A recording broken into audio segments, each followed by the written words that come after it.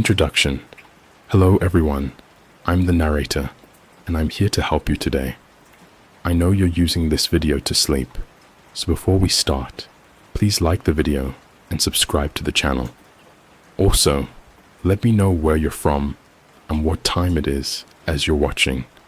Relax and unwind. The headlights in my rearview mirror had been there for hours, a constant presence on the empty highway. At first, I thought nothing of it. Now, as the sun dipped below the horizon and shadows lengthened across the barren landscape, a chill ran down my spine. The truck was getting closer. I'd always dreamed of taking a solo road trip across the country. The open road, the freedom, the adventure, it all called to me.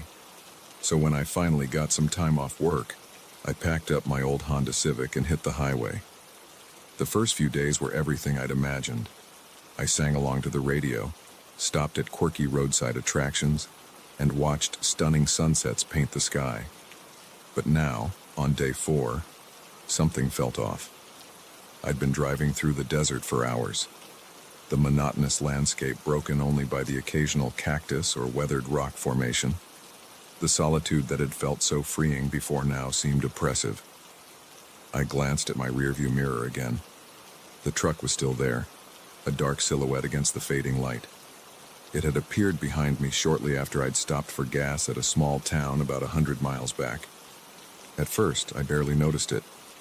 Plenty of people travel these roads, I told myself. But as the miles ticked by and no other cars passed us, unease began to gnaw at my gut. I pressed my foot harder on the accelerator, watching the speedometer creep up. 70, 75, 80 miles per hour. The truck matched my speed effortlessly, neither gaining nor losing ground. My palms began to sweat, and I gripped the steering wheel tighter. "You're being paranoid," I muttered to myself, trying to shake off the growing sense of dread. "It's just someone going the same way you are. That's all." But even as I said the words, I knew I didn't believe them. There was something deliberate in the way the truck maintained its distance, something predatory. I spotted a sign for an upcoming rest stop and made a split-second decision. Maybe I could lose them there. I flicked on my turn signal and took the exit, my heart pounding as I watched the rearview mirror. The truck followed. The rest stop was little more than a parking lot with a small building housing restrooms and vending machines. A couple of semi-trucks were parked in the far corner, their drivers likely catching some sleep. I pulled into a spot near the building, under the harsh glow of a flickering streetlight. The truck rumbled into the lot behind me, circling around before parking a few spaces away. I sat frozen in my seat, engine idling, as I watched the driver's door open in my side mirror. A man stepped out, tall and broad-shouldered. In the dim light, I couldn't make out his features, but I could feel his eyes on me. He stood there for a moment, then started walking towards my car. Panic surged through me. I threw the car into reverse and peeled out of the parking spot, tires squealing. In my rearview mirror, I saw the man break into a run, heading back to his truck. I shot out of the rest stop and back onto the highway, my breath coming in short gasps. The truck's engine roared to life behind me, headlights blazing as it gave chase. "Oh God, oh God, oh God," I chanted, pushing my little Civic as fast as it would go. The needle on the speedometer crept past 90, then 100. The truck kept pace, growing larger in my mirror. My mind raced. What did this person want? Why were they following me? I fumbled for my phone with one hand, keeping the other white-knuckled on the wheel. No signal. Of course, I was in the middle of nowhere. The truck was getting closer now, its grille filling my rearview mirror. I could see the driver now, a dark shape behind the windshield. My car shuddered as we passed 110 miles per hour.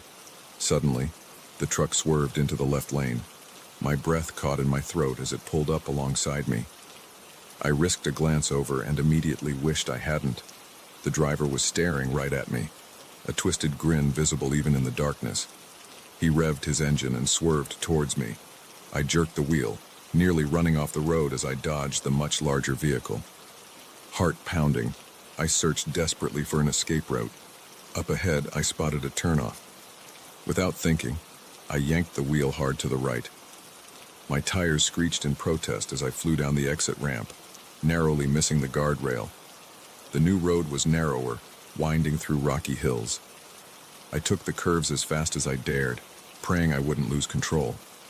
In my mirror, I saw the truck's headlights swing wide as it took the turn too fast, buying me a few precious seconds. I pushed my car to its limits, taking each turn faster than the last. The engine whined in protest, but I couldn't slow down. Not now. Trees whipped by in a dark blur. I had no idea where this road led, but anywhere was better than being run down on the highway.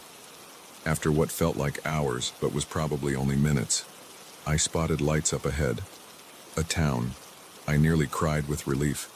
Surely I'd be safe there. I could find a police station, or at least somewhere public to hide. As I got closer, though, my heart sank. It wasn't a town at all, but some kind of large gated property.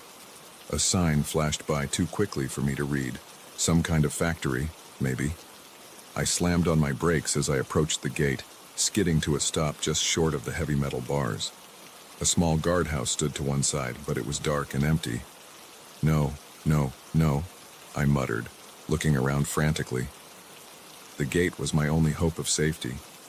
But how could I get through? The sound of an engine gunning in the distance spurred me into action. I leapt out of my car and ran to the guardhouse, praying I'd find some way to open the gate. A button, a switch, anything. I'd barely reached the small building when headlights illuminated the area, accompanied by the roar of a powerful engine. The truck had found me. Time seemed to slow as I watched it barrel down the road towards me. In that moment, I knew with terrifying certainty that he wasn't going to stop. He was going to ram right through my car, the gate, and me. Pure instinct took over. I dove to the side, rolling into a ditch just as the truck slammed into my poor Civic. The sound of crunching metal and breaking glass filled the air. The force of the impact shoved my car into the gate, which groaned but held firm. I lay there in the dirt, ears ringing, too stunned to move. The truck's engine was still running, filling the night with its menacing rumble. Then I heard a car door open and heavy footsteps approaching. "Come on out, sweetheart," a gravelly voice called. "No need to hide. I just want to talk." Fear jolted through me like an electric shock. I scrambled deeper into the ditch, trying to make myself as small as possible. The footsteps grew closer, accompanied by an eerie whistle. "Don't make this harder than it needs to be," the man said, his tone conversational, as if we were old friends. "I've been watching you for days, you know, waiting for the right moment. You're a cautious one, I'll give you that. But everyone lets their guard down eventually." My blood ran cold. Days. Had he been following me this whole time? Memories flashed through my mind. A truck I'd noticed at a few gas stations. A man watching me in a diner mirror. Oh God, how had I not realized? I needed to run, to get away, but terror kept me frozen in place. The footsteps stopped right above me. I could see the man's boots at the edge of the ditch, inches from my face. "Found you," he said softly. A hand reached down, grabbing my arm in an iron grip. I screamed, thrashing wildly as he dragged me up the slope. In the moonlight, I could finally see his face, weathered, with cold eyes and a cruel smile. "Let me go," I yelled, kicking and clawing at him. But he was so much stronger, effortlessly holding me at arm's length as I struggled. "Feisty," he chuckled. "I like that. Makes things more interesting." He started dragging me towards the truck, and I knew with sickening certainty that if he got me inside, I was done for. Desperation gave me strength. I twisted in his grasp and sank my teeth into his arm as hard as I could. He yelled in pain and surprise, his grip loosening just enough. I wrenched free and ran, not towards the road, but towards the gate. My fingers scrabbled at the metal bars as I tried to find a handhold, any way to climb over. I'd barely gotten a few feet up when I felt hands grabbing at my legs, trying to pull me down. I kicked back blindly, feeling a surge of vicious satisfaction when my foot connected with something solid. The man grunted in pain. Adrenaline surging, I climbed faster than I'd ever thought possible. Barbed wire at the top of the fence bit into my hands, but I barely felt it. I threw myself over the top and fell hard on the other side, the impact knocking the wind out of me. I lay there gasping, ears straining for any sound of pursuit. But there was nothing. No footsteps, no engine starting up, just the sound of my own ragged breathing. Slowly, painfully, I pushed myself to my feet. Through the bars of the gate, I could see the man standing by his truck. He wasn't trying to follow. He just stood there, watching me with those cold eyes. "Better run, little rabbit," he called out, his voice echoing in the night. "I'll be seeing you again real soon." Then he got into his truck and drove away, taillights disappearing into the darkness. I sank to my knees, body shaking with delayed shock and terror. I was alive. I had escaped. But the nightmare was far from over. As I sat there, bleeding and bruised on the wrong side of a fence in the middle of nowhere, one thought kept running through my mind.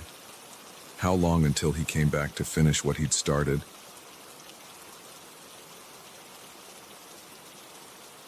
The crunch of dead leaves under my boots was the only sound in the forest until I heard it, a distant, haunting whisper that made my blood run cold. I froze, straining my ears, but the whisper didn't come again. Just the wind, I told myself. But as I stood there, alone in the deepening twilight, I couldn't shake the feeling that something was watching me from the shadows. I'd always loved hiking, the thrill of exploring nature and pushing my limits. This trail in the Appalachians was supposed to be my biggest challenge yet, a week-long solo trek through some of the most remote wilderness on the East Coast. I'd prepared for months, studying maps, upgrading my gear, and getting into the best shape of my life. What I hadn't prepared for was the soul-crushing loneliness. 3 days in, and I hadn't seen another human being since I'd left the trailhead. The isolation that had seemed so appealing when I planned this trip now felt oppressive. Every snapping twig made me jump. Every shadow seemed to move. I shook my head, trying to clear the paranoid thoughts. "Get it together, Mike," I muttered to myself. "You wanted solitude, remember?" Hitching my backpack higher on my shoulders, I pressed on. The trail wound deeper into the forest, the trees growing denser and blocking out what little remained of the fading daylight. I clicked on my headlamp, the narrow beam barely penetrating the gloom ahead. That's when I saw it, a flicker of light through the trees, so faint I thought I'd imagined it. I blinked, and it was gone. But no, there it was again, a warm, yellow glow, like a candle in a window. My heart raced. A cabin, out here. It wasn't on any of my maps, but the promise of shelter and maybe even company was too tempting to ignore. I veered off the trail, pushing through thick underbrush towards the light. As I got closer, the cabin came into view. It was old, really old. The log walls were weathered gray, the roof sagging under the weight of years. But there was definitely a light in the window, wavering like a candle flame. I approached cautiously, leaves crunching under my feet. The porch creaked ominously as I stepped onto it. I raised my hand to knock, then hesitated. Something felt off. The hairs on the back of my neck stood up, and that feeling of being watched returned stronger than ever. Before I could talk myself out of it, I tried the door handle. It turned easily, and the door swung open with a long, eerie creak. "Hello?" I called out, poking my head inside. "Anyone home?" Silence answered me. The interior was a single room, dimly lit by a lantern on a rickety table. Dust covered every surface, and cobwebs hung in the corners. It looked like no one had been here in years. And yet, the lantern was lit. And there, on the table beside it, was a steaming mug of what smelled like coffee. My breath caught in my throat. Someone had been here, and recently, but where were they now? I should have left. Every instinct screamed at me to turn around and get back on the trail. But exhaustion and curiosity won out. I stepped inside, letting my backpack slip to the floor. The coffee smell was intoxicating after days of nothing but trail mix and protein bars. I picked up the mug, feeling its warmth seep into my cold fingers. It couldn't hurt to take just one sip, could it? I raised the mug to my lips, then froze. There, on the far wall, was a corkboard covered in photos. Dozens of them, all of hikers on the trail. And in every single one, barely noticeable unless you were looking for it, was a dark figure lurking in the background. The mug slipped from my nerveless fingers, shattering on the floor. I stumbled backwards, my heart pounding so hard I thought it might burst from my chest. That's when I heard it. Footsteps, slow and deliberate, coming up the porch steps. Panic seized me. I looked around wildly for a place to hide, but the cabin was too small, too open. The footsteps drew closer, each creak of the porch boards like a gunshot in the silence. There was a small window on the far wall. Without thinking, I lunged for it, yanking it open and squeezing through just as the door began to open. I tumbled to the ground outside, leaves cushioning my fall. For a moment, I lay there, too terrified to move. I could hear movement inside the cabin, slow and methodical. Then a voice, low and gravelly, sent chills down my spine. "I know you're out there," it said. "I can smell your fear."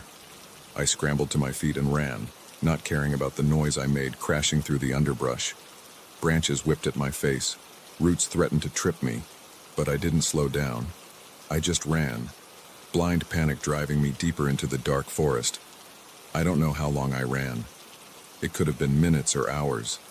Eventually, I collapsed against a tree, lungs burning, legs shaking. I strained my ears, listening for any sign of pursuit, but heard nothing except the pounding of my own heart. As the adrenaline faded, rational thought began to return. I needed to get out of these woods, fast. But in my panicked flight, I'd lost all sense of direction. My backpack with all my supplies was still in the cabin. I had no food, no water, no map, just the clothes on my back and my headlamp, which chose that moment to flicker ominously. "Think, Mike, think," I muttered, trying to calm my racing thoughts. The North Star. If I could find it, I could at least figure out which direction to go. I looked up, searching for a break in the canopy. Instead, my blood turned to ice. There, not 20 feet away, was a figure standing motionless between the trees. In the dim light, I could just make out the outline of a man, tall and gaunt. I blinked, and it was gone. Just a trick of the shadows, I told myself. It had to be. But then I saw it again, closer this time, and again, on the other side. It was toying with me. A twig snapped behind me, and I whirled around. Nothing there. But when I turned back, the figure was right in front of me. I caught a glimpse of pale skin, sunken eyes, and teeth bared in a feral grin. Then it lunged. I screamed and stumbled backwards, tripping over a root and falling hard. I scrambled away on all fours, expecting at any moment to feel hands grabbing me. But when I looked back, the clearing was empty. Had I imagined it all? Was I losing my mind? A low chuckle echoed through the trees, seeming to come from everywhere at once. "Run all you want," that gravelly voice said. "You'll never leave my forest." I staggered to my feet and ran again, blind terror giving me strength I didn't know I had. I crashed through bushes, leaped over fallen logs, my only thought to get away, to find help, to wake up from this nightmare. The voice followed me, always just behind, taunting me. "I've walked these woods for centuries," it said. "Your fear feeds me, your despair sustains me." I ran until my legs gave out, collapsing in a small clearing. My lungs felt like they were on fire. I couldn't run anymore. This was it. This was how I died, alone in the woods, hunted by whatever that thing was. As I lay there, waiting for the end, a new sound cut through the night. A dog barking, then voices, human voices, calling out. Flashlight beams swept through the trees.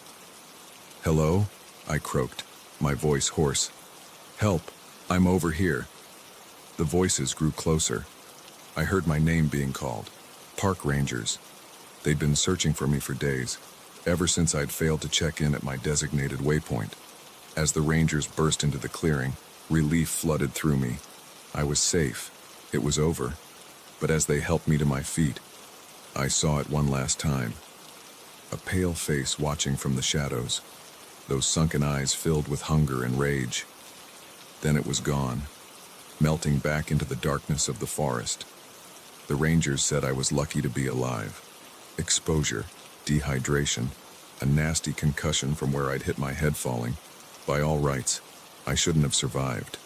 They didn't believe my ramblings about the cabin or the creature in the woods. As my strength returned, even I began to doubt my memories. Maybe it had all been a hallucination brought on by my injuries.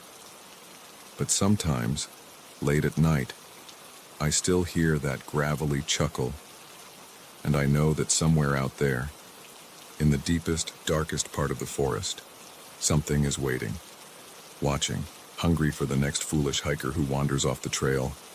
I'll never go into those woods again, but part of me, the part that still wakes up screaming from nightmares of pale skin and feral grins, wonders if I ever truly left. The moment I saw his eyes in the rearview mirror, I knew we'd made a terrible mistake. There was something off about them, a coldness that sent chills down my spine. But by then, it was too late. We were already in his truck, miles from anywhere, with no way out. It had started as a perfect day. My girlfriend, Sarah, and I were on a road trip through the Southwest. Just the two of us, our beat-up Corolla, and the open road. We'd been dating for 2 years, and this trip was our way of celebrating. 3 weeks of freedom before we had to go back to our jobs in the real world. The trouble started somewhere in the middle of Nevada. We were on a long, empty stretch of highway when our car started making a weird rattling noise. I tried to ignore it at first, turning up the radio and telling Sarah it was probably nothing, but then smoke started pouring out from under the hood. "Shit," I muttered, pulling over to the side of the road. Sarah gave me a worried look as I got out to check the engine. I popped the hood and was immediately engulfed in a cloud of acrid smoke.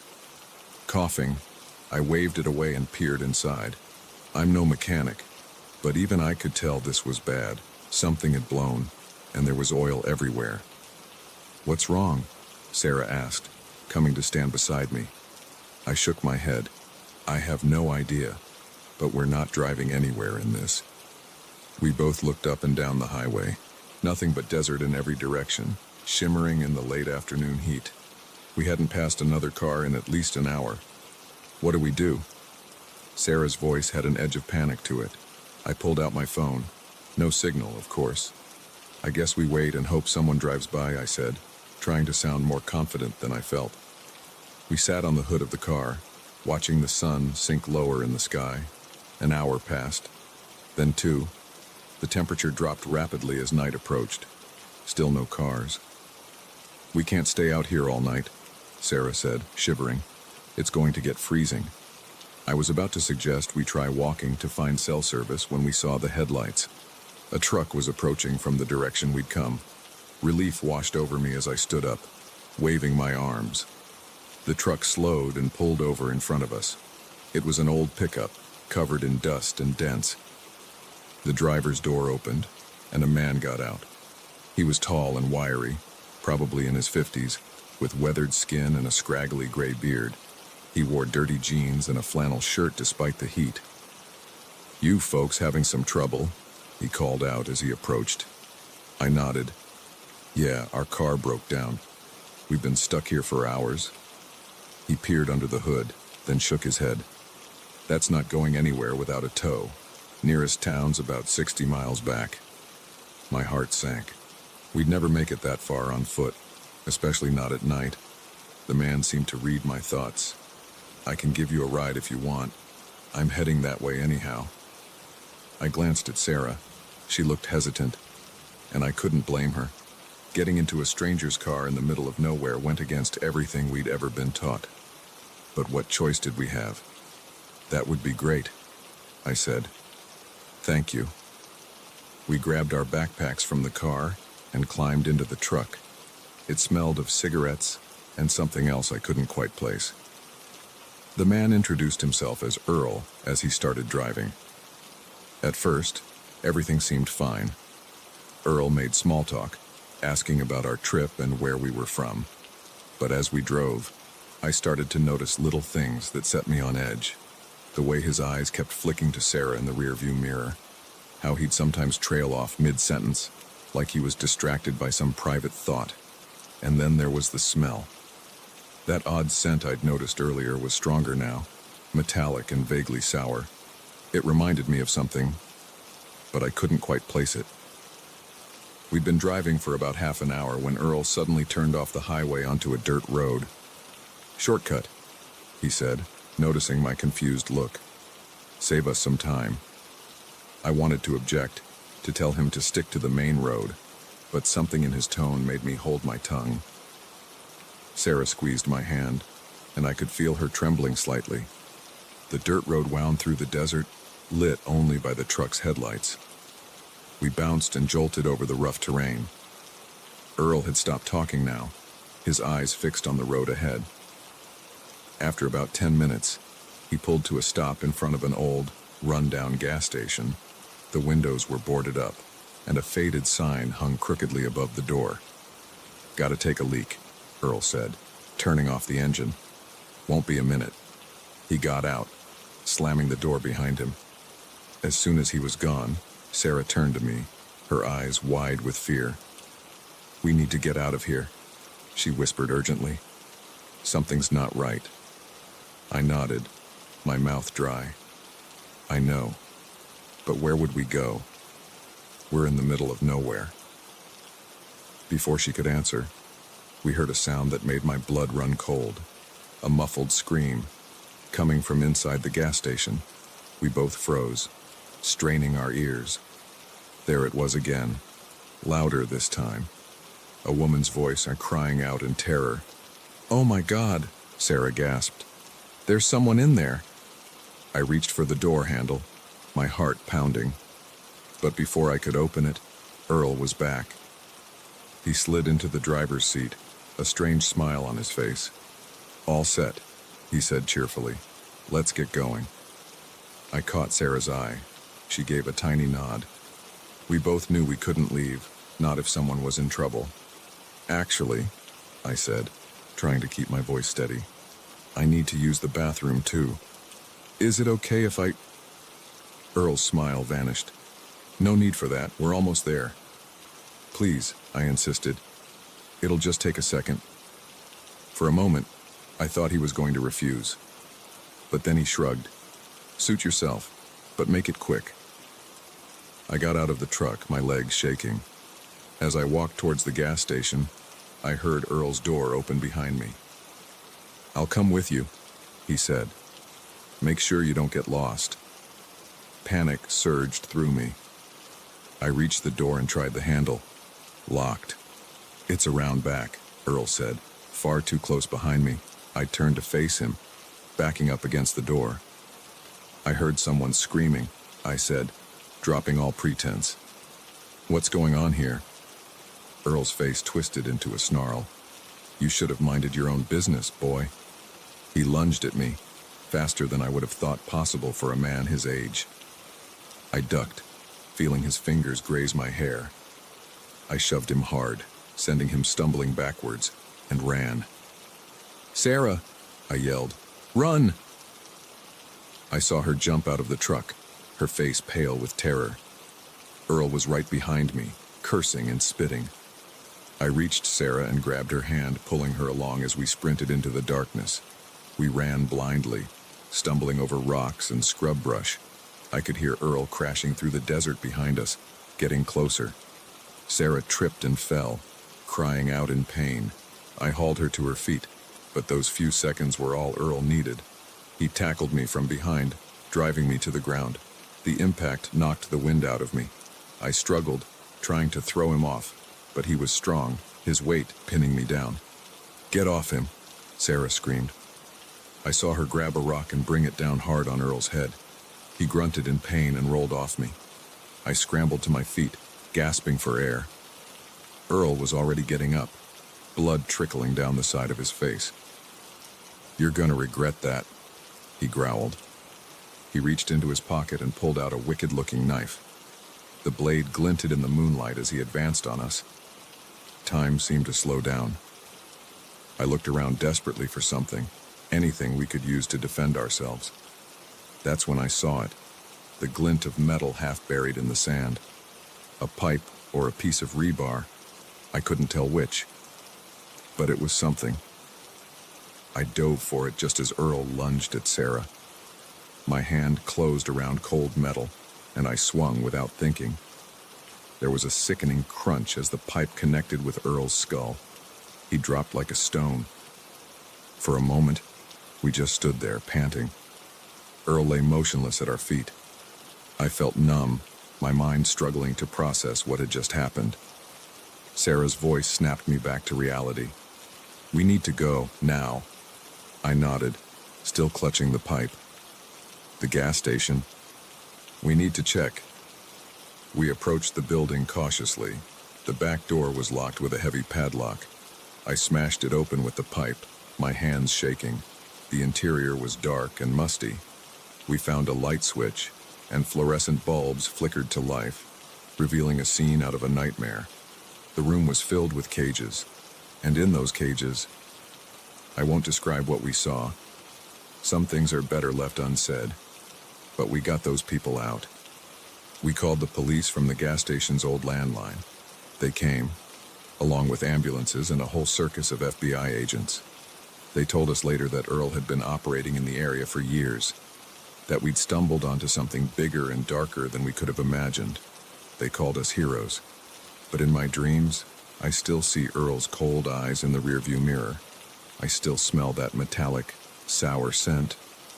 And I wonder how many other Earls are out there, prowling the lonely highways waiting for someone's car to break down. Sarah and I, we don't take road trips anymore. Some roads, once you've been down them, you can never go back. The darkness was absolute, suffocating. I could hear my own ragged breathing, the pounding of my heart, and then, cutting through the silence like a knife, the unmistakable sound of someone trying to pick the lock on my front door. I'd always loved thunderstorms, the raw power of nature, the way the whole world seemed to pause and hold its breath. But this storm was different. It had rolled in suddenly, fierce and unrelenting, bringing with it a blackout that plunged the entire city into darkness. At first, I hadn't been too concerned. Power outages happened, especially during storms like this. I'd lit some candles, dug out my emergency radio, and settled in to wait it out. The battery-operated radio crackled with updates. The storm had knocked out power to most of the city, and it could be hours before it was restored. As the evening wore on, I found myself growing uneasy. The silence was oppressive, broken only by the occasional rumble of thunder. I lived alone in a small apartment on the third floor of an old building. Usually, I could hear my neighbors, the hum of traffic from the street below. But now, there was nothing. I tried calling my sister, but the cell networks were down too. Cut off from the world, I felt incredibly alone. It was nearing midnight when I heard it, a faint scratching sound coming from my front door. At first, I thought it might be my neighbor's cat. It sometimes wandered the hallways, scratching at doors for attention. But as I listened, I realized this sound was different, more deliberate, methodical. Someone was trying to pick my lock. Fear gripped me, icy tendrils wrapping around my heart. I stood frozen, straining my ears. The scratching continued, punctuated by the soft click of metal on metal. My mind raced. Who would be trying to break in during a blackout? A opportunistic burglar, thinking the residents would be away, or something worse. I looked around frantically for a weapon, cursing myself for never buying that baseball bat my sister had suggested. The best I could find was a heavy flashlight. I gripped it tightly, my palms slick with sweat. The scratching stopped. For a moment, there was silence, then a soft click. The sound of my lock disengaging, panic surged through me. I had to do something, had to stop them from getting in. On shaking legs, I crept towards the door. If I could just engage the chain lock, maybe they'd give up and go away. I reached for the chain, my fingers fumbling in the dark. Just as I was about to slide it into place, the door began to open. Time seemed to slow down. I saw a hand appear in the gap, pale and thin. Without thinking, I slammed the door as hard as I could.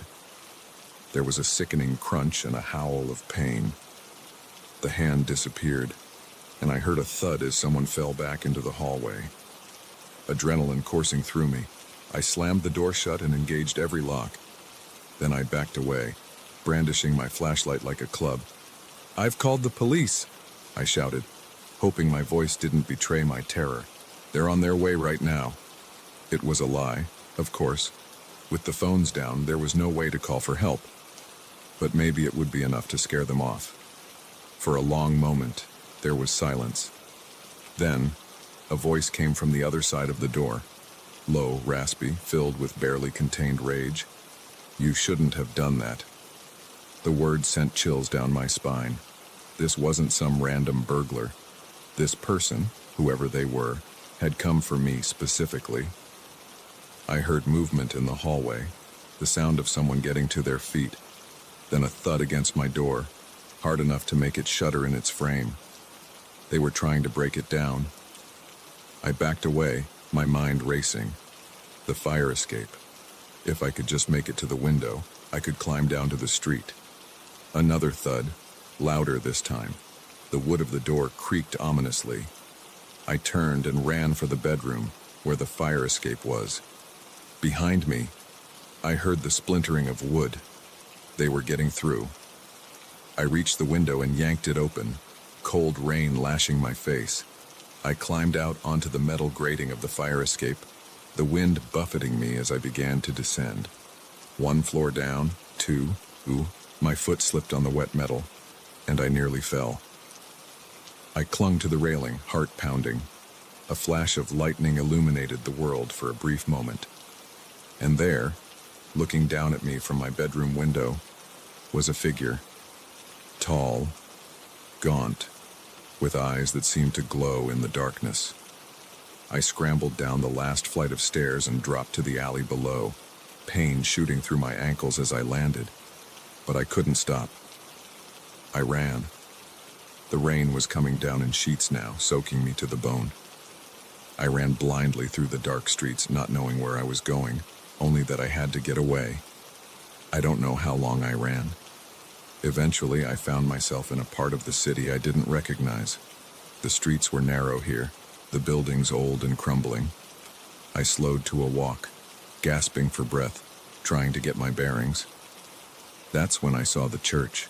It was a small, ancient-looking building, its spire barely visible through the rain. But the door was open, warm light spilling out onto the street. Without thinking, I stumbled towards it. As I got closer, I could hear singing, a hymn, soft and comforting.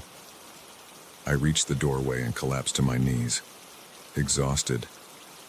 An elderly woman in a nun's habit appeared, concern etched on her face. "My child," she said, helping me to my feet. "What's happened to you?" I tried to explain, but the words wouldn't come. I just shook my head, tears mixing with the rain on my face. She led me inside and to a small room off the main chapel. There were others there, I realized. People huddled on cots and chairs, talking in low voices. Other refugees from the storm. The nun, Sister Mary, she introduced herself, brought me a blanket and a cup of hot tea. As the warmth seeped back into my body, I found myself telling her everything. About the break-in, the chase through the city, the terrifying figure I'd seen. She listened patiently, her face grave. When I finished, she was quiet for a long moment. "You're safe here," she said finally. "This is holy ground. No evil can enter." I wanted to believe her, but as I looked around at the flickering candles, the shadows dancing on the walls, I couldn't shake the feeling that nowhere was truly safe. The night wore on. I dozed fitfully, jerking awake at every sound. Each time, Sister Mary was there, murmuring words of comfort. As dawn broke, the storm finally began to subside. The other refugees started to leave, heading back to their homes and lives, but I couldn't bring myself to go. Sister Mary seemed to understand. She brought me more tea, sat with me as the morning light slowly filled the room. "What am I going to do?" I asked her, my voice barely above a whisper. She took my hand in hers, her skin papery and soft. "You survived," she said. "That's the first step. Now, you heal." I nodded, not trusting myself to speak. But as I sat there in that small room that smelled of incense and old stone, I felt something I hadn't felt in hours: hope. The police came later that morning. They took my statement, promised to investigate, but I could see the doubt in their eyes. With no evidence, no witnesses, it was just another strange story in a city full of them. I couldn't go back to my apartment. The thought of those eyes, that voice, was too much. Sister Mary helped me find a shelter, somewhere I could stay until I figured out my next move. As I prepared to leave the church, she pressed something into my hand. It was a small silver cross on a chain. "For protection," she said with a gentle smile. I slipped it over my head, feeling its weight against my chest. "Thank you," I said, "for everything." She nodded, her eyes kind. "Remember, my child, the darkness may seem overwhelming at Bryson, but there is always light to be found. You just have to know where to look." I stepped out into the morning sun, blinking at its brightness. The city was coming back to life. Power restored. People going about their day as if nothing had happened. But I knew better. I had seen the darkness that lurked in the shadows, waiting for its chance. And I knew that someday, somehow, I would have to face it again. For now, though, I was alive. I was safe. And as I walked down the street, the silver cross cool against my skin, I realized that was enough. It had to be.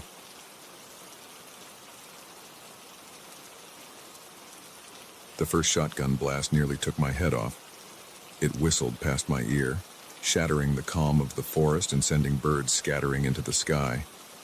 In that moment, I realized our quiet camping trip had just become a fight for survival. It was supposed to be a relaxing weekend getaway. My friends and I had been planning this camping trip for months, eager to escape the chaos of city life and reconnect with nature. There were 4 of us: me, my best friend Jake, his girlfriend Sarah, and our mutual friend Mike.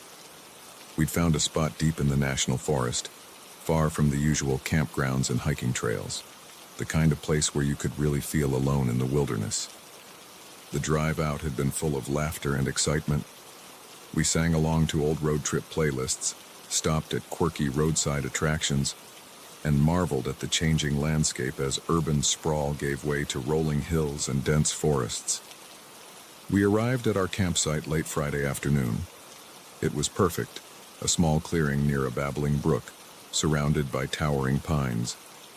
We set up our tents, gathered firewood, and settled in for what we thought would be a peaceful evening under the stars. That first night was everything we'd hoped for. We roasted marshmallows, told ghost stories, and stayed up late talking and laughing. The air was crisp and clean, filled with the sounds of crickets and the occasional hoot of an owl. I remember thinking how lucky we were to have found such an untouched piece of paradise.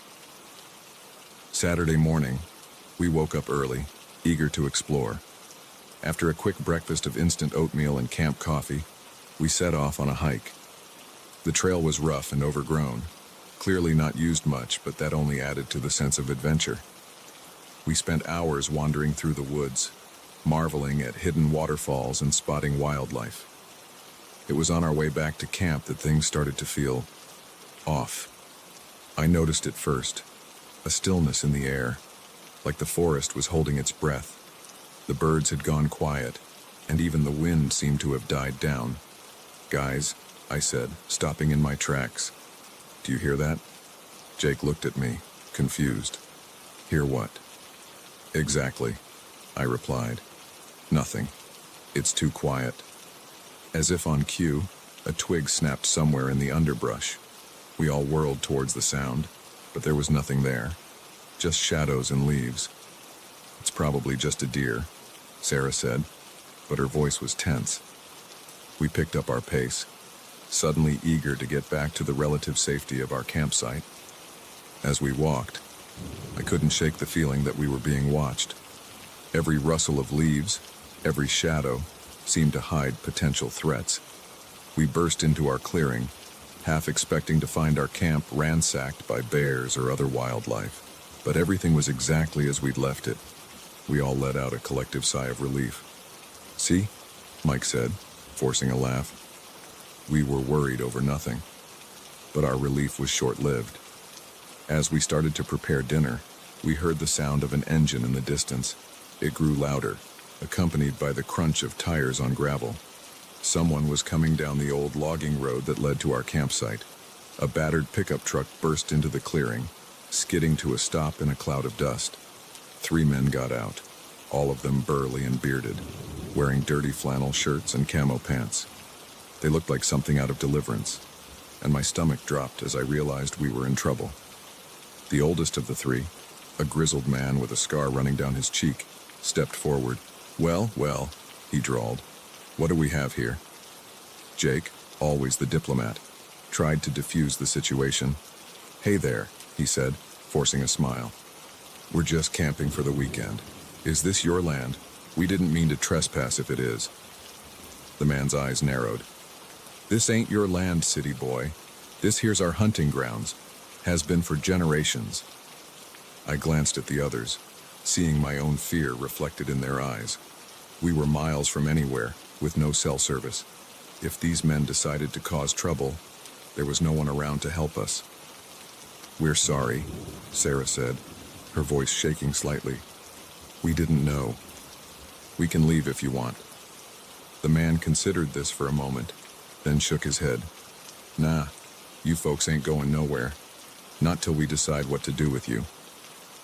That's when I noticed the guns. Each of the men had a rifle slung over their shoulder, and the leader had a shotgun in his hands. My blood ran cold as I realized just how bad our situation was. The next few hours were a nightmare. The men made us sit around our campfire while they ransacked our tents, helping themselves to our food and beer. They taunted us, making crude jokes and veiled threats. I could see Jake getting angrier by the minute, his fists clenched at his sides. I prayed he wouldn't do anything stupid. As night fell, the men's mood seemed to darken. They started arguing among themselves, their voices getting louder and more aggressive. I caught snatches of their conversation, something about teaching us a lesson and making an example. That's when I knew we had to get out of there. I caught Jake's eye and nodded slightly towards the woods.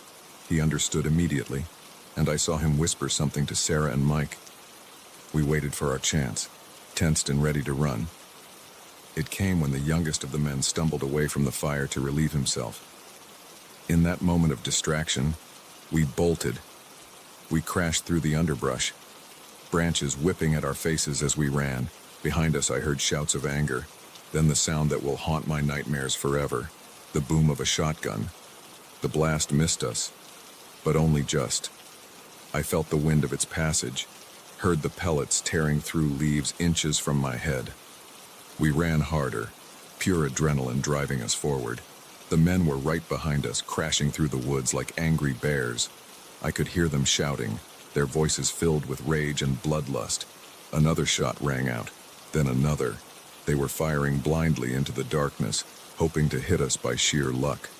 We ran for what felt like hours, our lungs burning, our legs trembling with exhaustion. The sounds of pursuit faded, then disappeared entirely. But still we ran, too terrified to stop. Finally, we couldn't go any further. We collapsed in a small gully, gasping for breath. For a long time, no one spoke. We just lay there, listening intently for any sign that we'd been followed. "What do we do now?" Sarah whispered finally, her voice barely audible. I looked around at my friends, saw the terror in their eyes. We were lost in the wilderness, with no supplies, no phones, and no idea which direction would lead us to safety. And somewhere out there, 3 armed and angry men were hunting us. "We keep moving," I said, forcing myself to sound more confident than I felt. "We head downhill. Eventually we'll hit a road or a town." It was a long, terrifying night. We stumbled through the darkness, jumping at every sound, convinced that at any moment we'd hear the roar of an engine or the crack of a rifle. By dawn, we were exhausted, dehydrated, and covered in scratches and bruises. But we were alive, and as the sun rose, painting the sky in shades of pink and gold, we heard the most beautiful sound in the world: cars. We'd reached a highway. The police were skeptical of our story at first, but when they went to investigate our campsite, they found evidence of the men's presence: beer cans, cigarette butts, and spent shotgun shells. A manhunt was launched, but as far as I know, they never caught the men who terrorized us that night. It's been years since that camping trip, but the memories are still fresh. I haven't been able to go into the woods since then. The rustle of leaves, the crack of a twig, they all bring me right back to that night of terror. My friends and I, we don't talk about it much, but sometimes, when we're together, I'll catch one of them looking over their shoulder, scanning the tree line with wary eyes. And I know they're remembering too. We were lucky. We survived. But sometimes I wonder about those men, and I can't help but think, are they still out there? Still hunting in those woods? Waiting for the next group of unsuspecting campers to wander into their territory? I hope not, but just in case, I'll stick to the city from now on. Some wilderness, I've learned, is better left unexplored.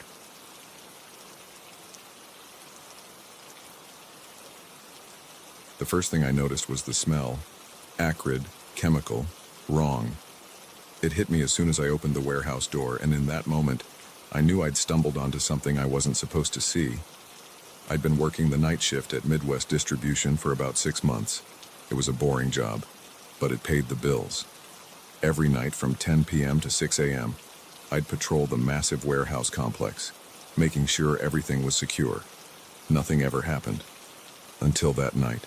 It was a Tuesday, just after midnight. I was making my usual rounds, flashlight in hand, shoes echoing on the concrete floor. The warehouse was huge, filled with rows upon rows of shelves stacked high with boxes and pallets.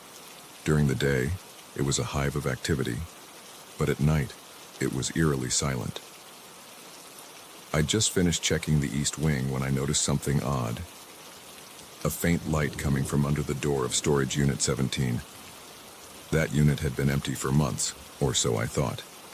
Curious, I approached the door, my hand instinctively going to the radio at my belt.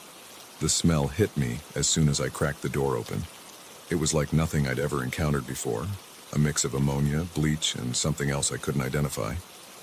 My eyes watered, and I had to stifle a cough. Blinking away tears, I shone my flashlight into the unit. What I saw made my blood run cold. The space was filled with makeshift tables, each covered in beakers, tubes, and other equipment I vaguely recognized from high school chemistry. In the center of it all was a large apparatus that looked like something out of a sci-fi movie, bubbling and hissing ominously. It didn't take a genius to figure out what I was looking at. A drug lab, and a big one at that. My mind raced. How long had this been here? Who was behind it? And most importantly, what the hell was I supposed to do now? I knew I should call the police immediately, but something held me back. This was way bigger than some small-time operation. The scale, the sophistication of the equipment. This had to be the work of a major criminal organization. And if they could set up a lab right under our noses, who knew how deep their influence ran? As I stood there, frozen with indecision, I heard a noise that made my heart stop. Footsteps coming from deeper in the unit. I killed my flashlight and ducked behind a stack of boxes, praying I hadn't been seen. 2 men emerged from behind a makeshift partition. Even in the dim light, I could see they were trouble. One was tall and wiry, with tattoos covering his arms. The other was built like a linebacker, with a shaved head and cold, dead eyes. They were talking in low voices, but I could catch snippets of their conversation. Shipment's late. Boss ain't happy. Told you we should have stuck with the Mexicans. These new guys are unreliable. Yeah, well, money talks, and their product is pure as it gets. I held my breath, not daring to move. They were standing between me and the exit. If they spotted me, I was dead. No question about it. The men continued their conversation, oblivious to my presence. They discussed shipments, territories, something about a rival gang muscling in on their turf. With each word, I felt the weight of what I'd stumbled into growing heavier. After what felt like hours but was probably only minutes, they headed back behind the partition. I waited until I couldn't hear their footsteps anymore, then slowly, carefully, made my way to the door. I slipped out of the unit, gently closing the door behind me. As soon as it clicked shut, I ran. I didn't stop until I reached the security office, my lungs burning and sweat pouring down my face. Safely inside, I locked the door and collapsed into my chair, trying to process what I'd just seen. I knew I had to call the police, but as my hand reached for the phone, a terrible thought struck me. How had this lab been set up without anyone noticing? The equipment, the chemicals. It would have taken multiple people and vehicles to bring it all in. Someone had to have seen something, unless someone on the inside was involved. The realization hit me like a punch to the gut. If someone at Midwest Distribution was working with these criminals, who could I trust? For all I knew, my own boss could be in on it.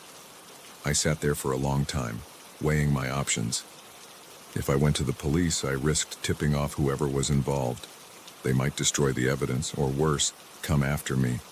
But if I kept quiet, I'd be letting a major drug operation continue right under my nose. In the end, I decided to wait. I needed more information, needed to figure out who I could trust. For the rest of my shift, I tried to act normal, all the while my mind racing with possibilities and fears. When 6 a.m. rolled around, I clocked out like usual. But instead of heading home, I drove to the library. I spent hours there, using their computers to research drug operations, criminal organizations, and how to gather evidence safely. That night, I came to work prepared. I'd bought a small, high-quality camera and a voice recorder. As I made my rounds, I kept my eyes peeled for anything suspicious. It didn't take long to spot. Mike, one of the forklift operators on the night shift, kept making trips to and from Storage Unit 17. Each time he'd glance around furtively before entering. I managed to snap a few photos without him noticing. Later, I overheard him on the phone, talking in hushed tones about product and distribution channels. Over the next week, I gathered more evidence, photos, recordings, notes on suspicious activities and personnel. I was careful, always watching my back, never staying in one place too long. But I knew I was playing a dangerous game. These people were professionals, and sooner or later they'd realize someone was onto them. My paranoia grew with each passing day. Every glance from a coworker, every unexpected noise sent my heart racing. I barely slept, jumping at every sound in my apartment. Finally, after 2 weeks of this, I decided I had enough evidence. It was time to go to the authorities. I didn't trust the local police. In a town this size, there was too much chance of the wrong people finding out. Instead, I reached out to the State Bureau of Investigation. I sent them an anonymous tip, along with some of the evidence I'd gathered. Then I waited, every day a nerve-wracking ordeal as I wondered if today would be the day they acted, or the day I was discovered. It happened on a Friday night. I was halfway through my shift when suddenly, the warehouse was swarming with armed agents. They moved with precision, securing exits and rounding up employees. I watched from the shadows as they breached Storage Unit 17, heard the shouts and sounds of struggle. Mike and several others were led out in handcuffs, looking shocked and angry. An agent approached me, flashing a badge. "Sir, we need to ask you a few questions." I nodded, relief washing over me. It was over. I'd done the right thing. The next few hours were a blur of interviews and statements. I told them everything I knew, handed over all my evidence. They seemed impressed by the thoroughness of my investigation. "You took a big risk," one agent told me. "These people, they're part of a cartel that's been trying to establish a foothold in the Midwest. They wouldn't have hesitated to kill you if they'd found out." The gravity of what I'd been involved in hit me then. I'd known it was dangerous, but hearing it laid out like that, I realized just how close I'd come to disaster. In the end, my evidence helped bring down not just the lab, but a significant portion of the cartel's Midwest operation. The agent told me I'd probably saved lives, prevented who knows how many kilos of drugs from hitting the streets. I should have felt proud. Instead, I just felt tired and scared. The State Bureau offered me witness protection, a new name, a new life somewhere far away. Part of me wanted to refuse, to believe I could just go back to my old life. But I knew better. The cartel would be looking for whoever had betrayed them, and they had a long memory and a longer reach. So I said yes, left behind everything and everyone I knew. It wasn't easy, starting over. There are days I miss my old life terribly. But then I think about that night in the warehouse, the acrid smell, the bubbling chemicals. I think about the lives that might have been ruined by the drugs produced there. And I know I made the right choice. Sometimes, doing the right thing comes at a cost, but it's a cost worth paying. Now, I live in a small town on the West Coast. I have a new job, new friends. To them, I'm just another face in the crowd. They don't know about my past, about the night that changed everything. But sometimes, when I catch a certain scent on the wind, chemical, acrid, wrong, I'm right back there in that warehouse. And I remember that sometimes, the most dangerous things are the ones hiding in plain sight.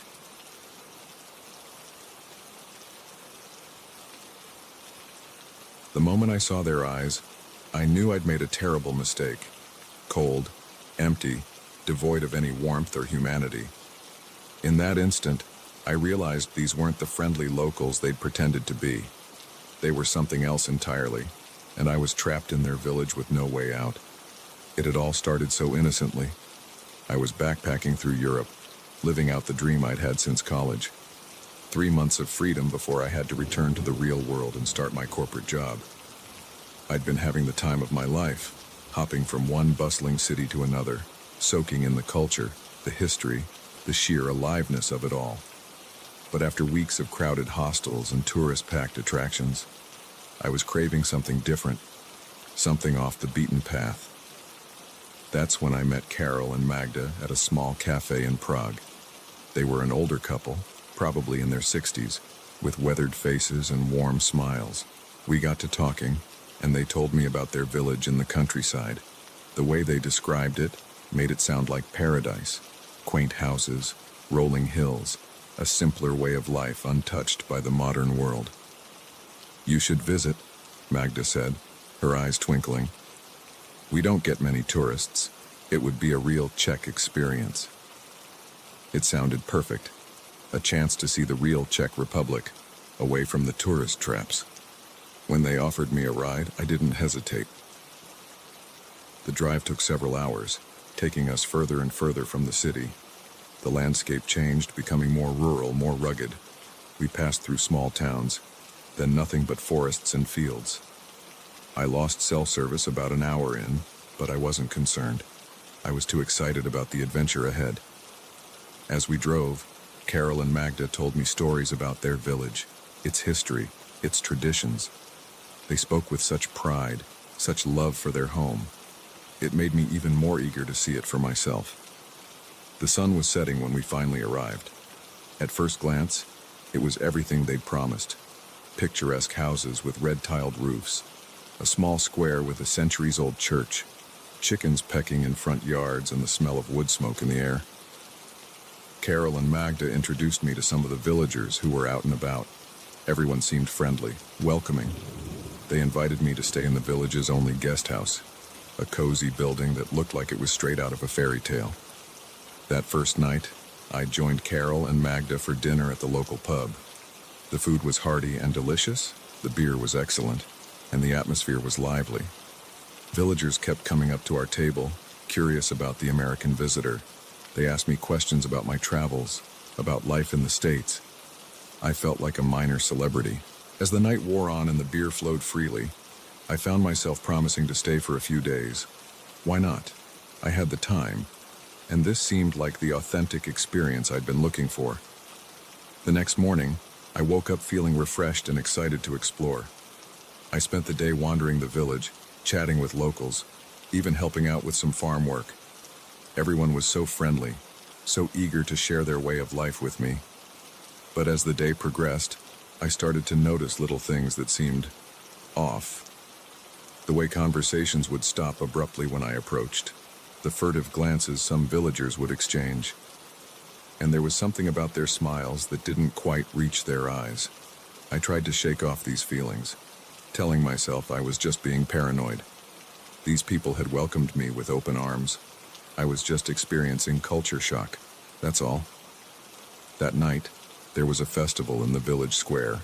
Music, dancing, more of that excellent beer. I let myself get caught up in the festivities, pushing my unease to the back of my mind. It wasn't until I tried to leave that I realized something was very, very wrong. "Leave," Carol said, his smile not wavering. "But you've only just arrived. You must stay longer." I laughed it off, saying I'd love to, but I had a schedule to keep. That's when I saw it, the flash of something cold and hard in his eyes. It was gone in an instant, replaced by his usual warm expression, but it sent a chill down my spine. "I insist," he said, his hand gripping my arm just a little too tightly. "We have so much more to show you." I looked around, suddenly aware of how the villagers had gathered around us. Their faces were still smiling, but their eyes... God, their eyes. They were watching me with a hunger that made my blood run cold. I stammered out an excuse and hurried back to the guest house, my heart pounding. Something was very wrong here, and I needed to get out. Now, but when I tried to leave the next morning, I found the road out of town blocked. "Construction," they said. It would be cleared in a day or two. And wasn't I enjoying my stay? Why was I in such a rush to leave? I spent the next few days in a state of increasing panic. Every attempt to leave was thwarted. My phone still had no signal, and I couldn't find a working landline anywhere in the village. The villagers were always around, always watching, always smiling those empty smiles. I tried to play along, to pretend everything was fine while I looked for a way out. But it was becoming clear that they knew exactly what I was doing. The pretense of friendliness was wearing thin. It all came to a head on the 5th night. There was another festival, this one different from the others. The villagers wore strange masks and chanted in a language I didn't understand. I watched from my window, terror gripping me as I realized this might be my last chance to escape. I waited until the festival was in full swing, then slipped out the back of the guest house. I had a vague idea of which direction the main road was in. If I could just make it to the forest, maybe I could lose them, find my way to another town. I made it to the edge of the village before I heard the shouts. They'd spotted me. I ran, branches whipping my face as I plunged into the darkness of the forest. Behind me, I could hear them coming. Dozens of them, their chants turning to howls that didn't sound entirely human. I ran until my lungs burned and my legs felt like lead, but they were always behind me, getting closer. I could hear them crashing through the underbrush, calling out to each other in that strange language. Just when I thought I couldn't go on, I saw lights ahead. A highway. I burst out of the tree line, waving my arms frantically at the approaching headlights. The car screeched to a halt, and I practically threw myself at the driver's door. "Please," I gasped, "help me. They're coming." The driver, an older man, took one look at my wild eyes and torn clothes and unlocked the door. I scrambled in just as the first of the villagers emerged from the forest. As we sped away, I looked back. They were standing at the edge of the road, watching us go. Even from a distance, I could see their eyes gleaming in the darkness. I never found out what they wanted with me, why they were so determined to keep me there. Part of me doesn't want to know. The police didn't believe my story. How could they? It sounded insane even to me. They found the village, of course, but it was abandoned. No sign of Carol or Magda or any of the others. Just empty houses and an old church. Sometimes I wonder if it really happened. If maybe I imagined it all. Some kind of nervous breakdown brought on by stress and culture shock. But then I'll catch a glimpse of someone on the street. An older couple, perhaps, with weathered faces and warm smiles.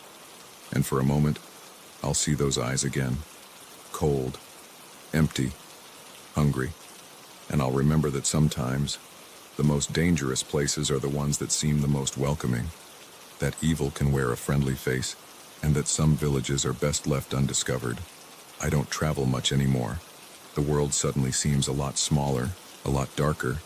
But sometimes, late at night, I find myself looking at maps of Eastern Europe, searching for a village that doesn't exist, and wondering what might have happened if I'd stayed just one more day.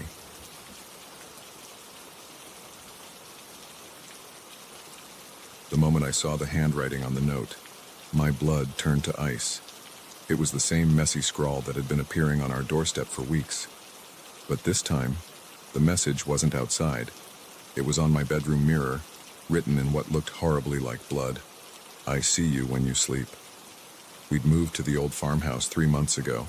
My wife, Sarah, and I had been dreaming of escaping the city for years. When we found this place, 20 acres of land, a charming 19th century house, all for a price that seemed too good to be true, we jumped at the chance. We should have known better. The first few weeks were idyllic. We spent our days fixing up the house, exploring the overgrown fields, and marveling at the silence. No car horns, no sirens, just the wind in the trees and the occasional moo from our neighbors' cows. At night, the stars were so bright it took my breath away. But then the notes started appearing. The first one was innocuous enough. A piece of paper tucked under our welcome mat. Nice house. We assumed it was from a neighbor, though the handwriting was odd, jagged and messy, like a child's. A few days later, another note appeared on our porch swing. You should lock your doors at night. This one gave us pause. We always locked our doors. I double-checked every lock that night, an uneasy feeling settling in my stomach. The notes kept coming, appearing in increasingly impossible places. Under a flower pot on our second-story balcony, pinned to a tree at the far end of our property, tucked into the frame of our bedroom window, on the inside. Each message was more disturbing than the last. I like watching you. Your wife looks pretty when she sleeps. Soon, we called the police and, of course, they came out, took a report, but found nothing. No fingerprints, no footprints, no signs of how anyone could have gotten into our locked house. They chalked it up to a prankster, told us to install some security cameras. We did more than that. I bought every security device I could find. Cameras, motion sensors, alarms on every door and window. I installed floodlights that covered every inch of our property. I even bought a gun, something I'd always been against. But fear has a way of changing your principles. For a while, it seemed to work. The note stopped.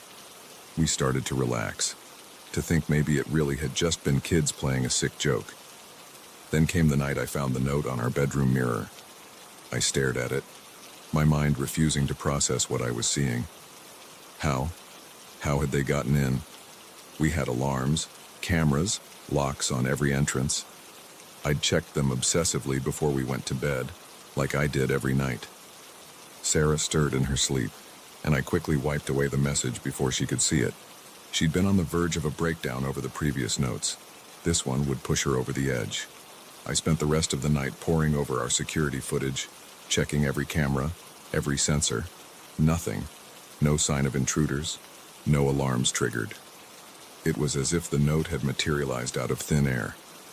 The next morning, I called the police again. This time, they took it more seriously.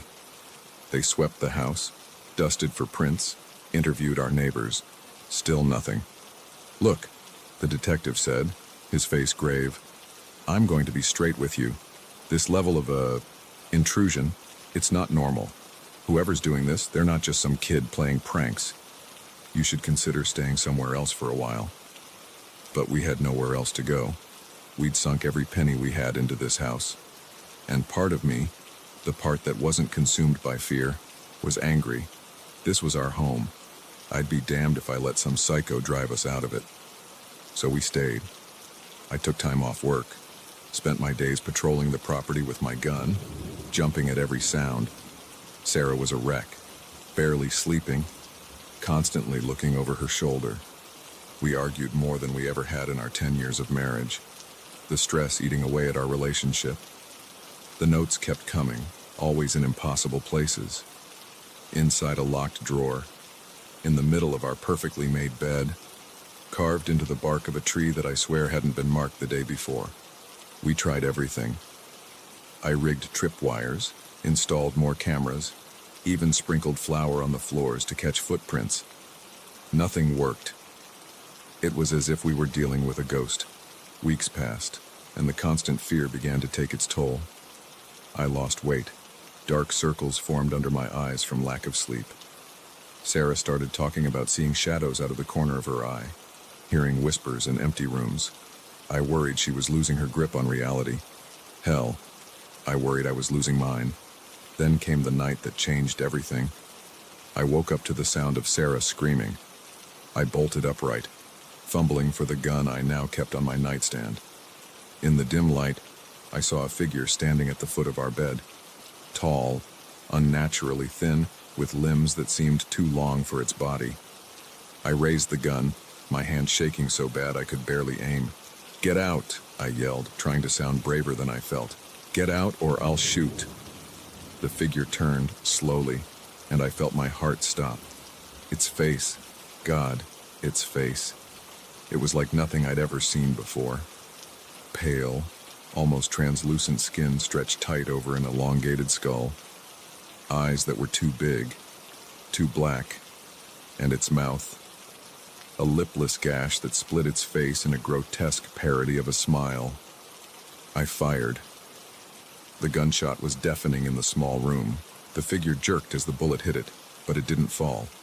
Instead, it laughed, a high, keening sound that made my skin crawl. Then it was on me, moving faster than anything I'd ever seen. I felt claws, yes, claws, raking across my chest. I screamed, firing wildly, but it was like trying to shoot smoke. Sarah was still screaming, but it sounded far away. Everything was far away except the pain and those terrible black eyes boring into mine. I don't know how long the attack lasted. It felt like hours, but it must have been only moments. Suddenly, the weight was gone. I blinked, trying to clear my vision. The thing was standing by the window now, silhouetted against the night sky. It turned to look at us one last time, and I swear I saw it smile. Then it was gone, moving so fast it seemed to simply vanish. The police came, of course. They found the bullet holes in the walls, saw the claw marks on my chest, but they didn't find any other evidence. No fingerprints, no DNA, nothing to suggest anyone else had been in the room. They think we're crazy, that we did this to ourselves, driven mad by stress and paranoia. Maybe they're right. Sometimes I wonder if it would be easier to believe that. We didn't stay in the house after that night. Couldn't stay. We packed what we could carry and left the next morning, abandoning everything else. We move around a lot now, never staying in one place for too long. Hotels, motels, short-term rentals, always looking over our shoulders, always waiting for the next note to appear. Because they do still appear. Not as often, but enough to remind us that it's still out there. Still watching, still waiting. I don't know what it is. Some kind of monster, a demon, a ghost. Does it even matter? All I know is that it's real, and it's not done with us. Sometimes, late at night, I think I see a tall, thin shadow outside our window, or catch a glimpse of unnaturally black eyes in a crowd. And I wonder how long we can keep running. How long before it decides to do more than just watch. If you're reading this, take my advice. If you find a house that seems too good to be true, it probably is. And if you start finding notes from someone who can't possibly be there, run, and don't look back. Because some things, once they start watching you, never stop. And you don't want to find out what happens when they decide watching isn't enough anymore.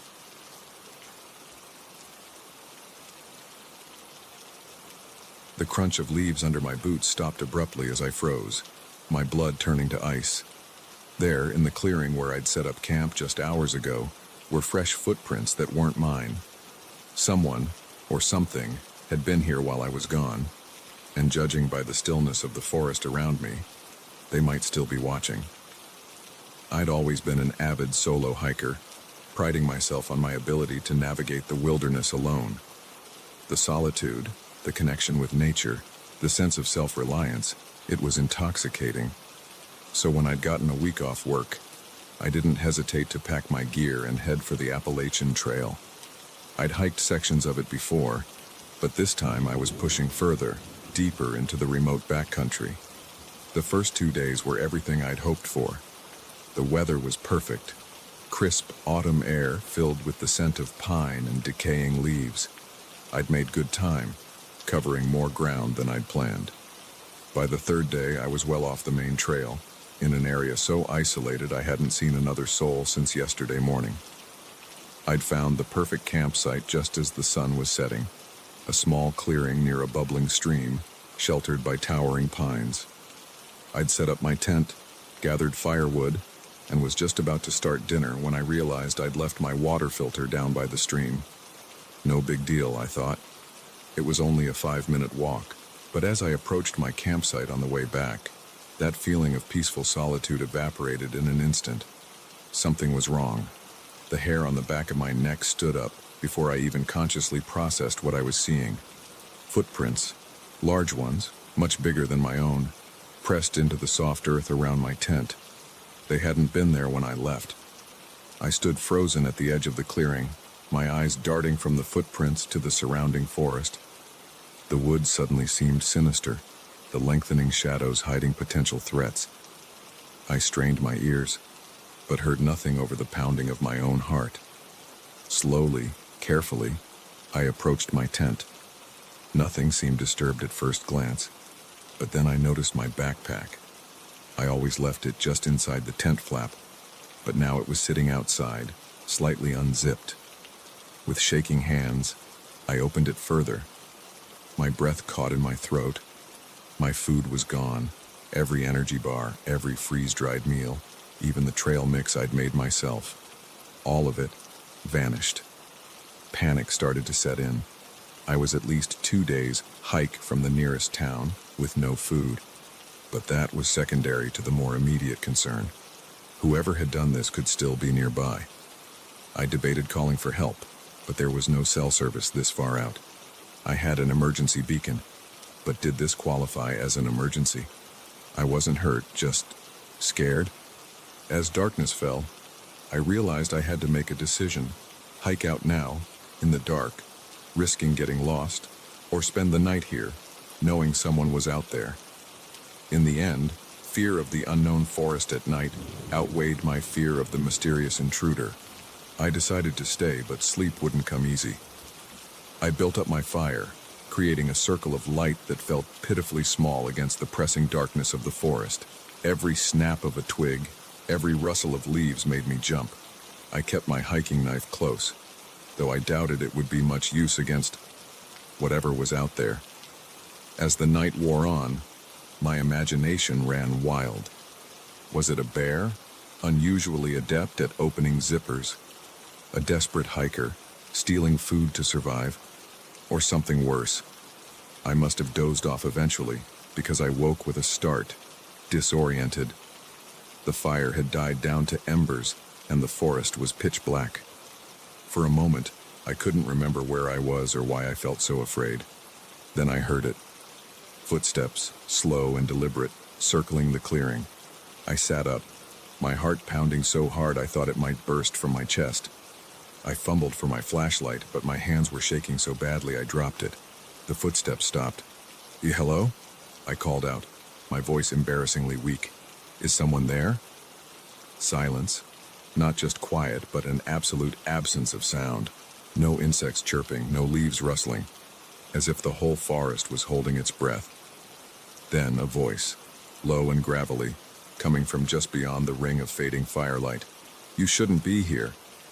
I scrambled to my feet, spinning around, trying to pinpoint the source of the voice. Who's there? What do you want? A chuckle, cold and mirthless. I want you gone. This is my forest. You're trespassing.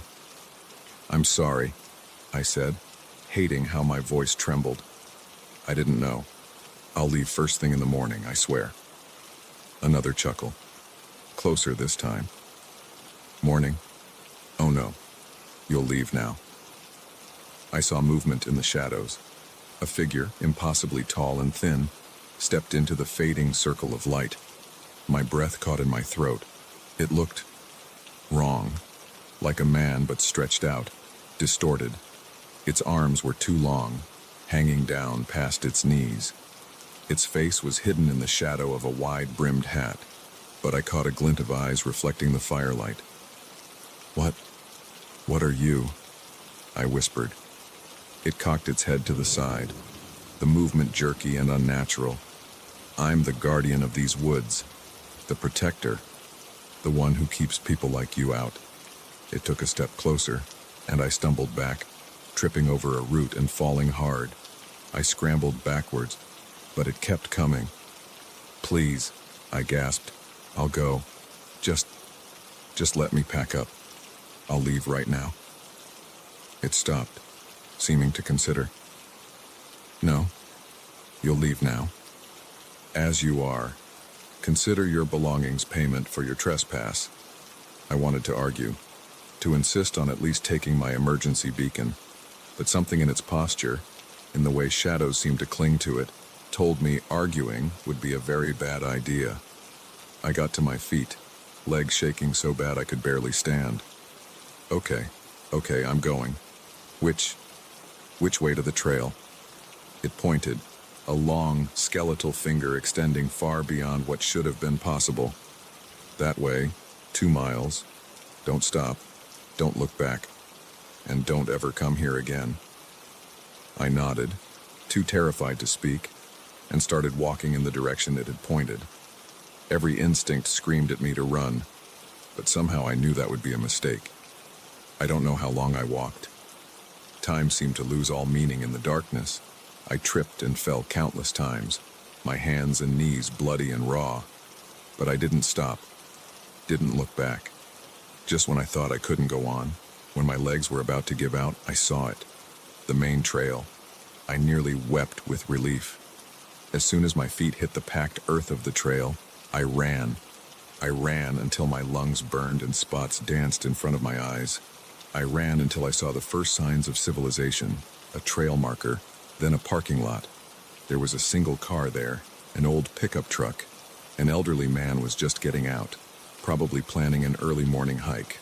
He took one look at me, wild-eyed, covered in dirt and blood, wearing only a t-shirt and shorts despite the cold, and his eyes widened.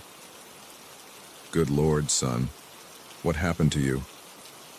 I opened my mouth to explain, but no words came out. How could I possibly describe what I'd seen? What would he think? In the end, I managed to croak out. Got lost. Been walking all night. He nodded sympathetically, though I could see the doubt in his eyes. Well, come on then. Let's get you to a hospital. As we drove away, I finally allowed myself to look back at the forest. For a moment, just a moment, I thought I saw a tall, thin figure standing at the tree line, watching us drive away. I've never gone back to those woods. Never gone hiking alone again, if I'm honest. Some nights, I still wake up in a cold sweat, the memory of that gravelly voice echoing in my ears. This is my forest. You're trespassing. I don't know what it was I encountered that night. Some local legend come to life. A hallucination brought on by fear and exhaustion, or something else, something that defies explanation. All I know is that sometimes When I look out at the woods behind my house, I catch a glimpse of something tall and thin moving between the trees. And I remember that there are some places in this world where humans are not welcome, where the wilderness is still wild and still has teeth, and I stay inside, lock my doors, and try to forget the night I learned that some forests are best left unexplored.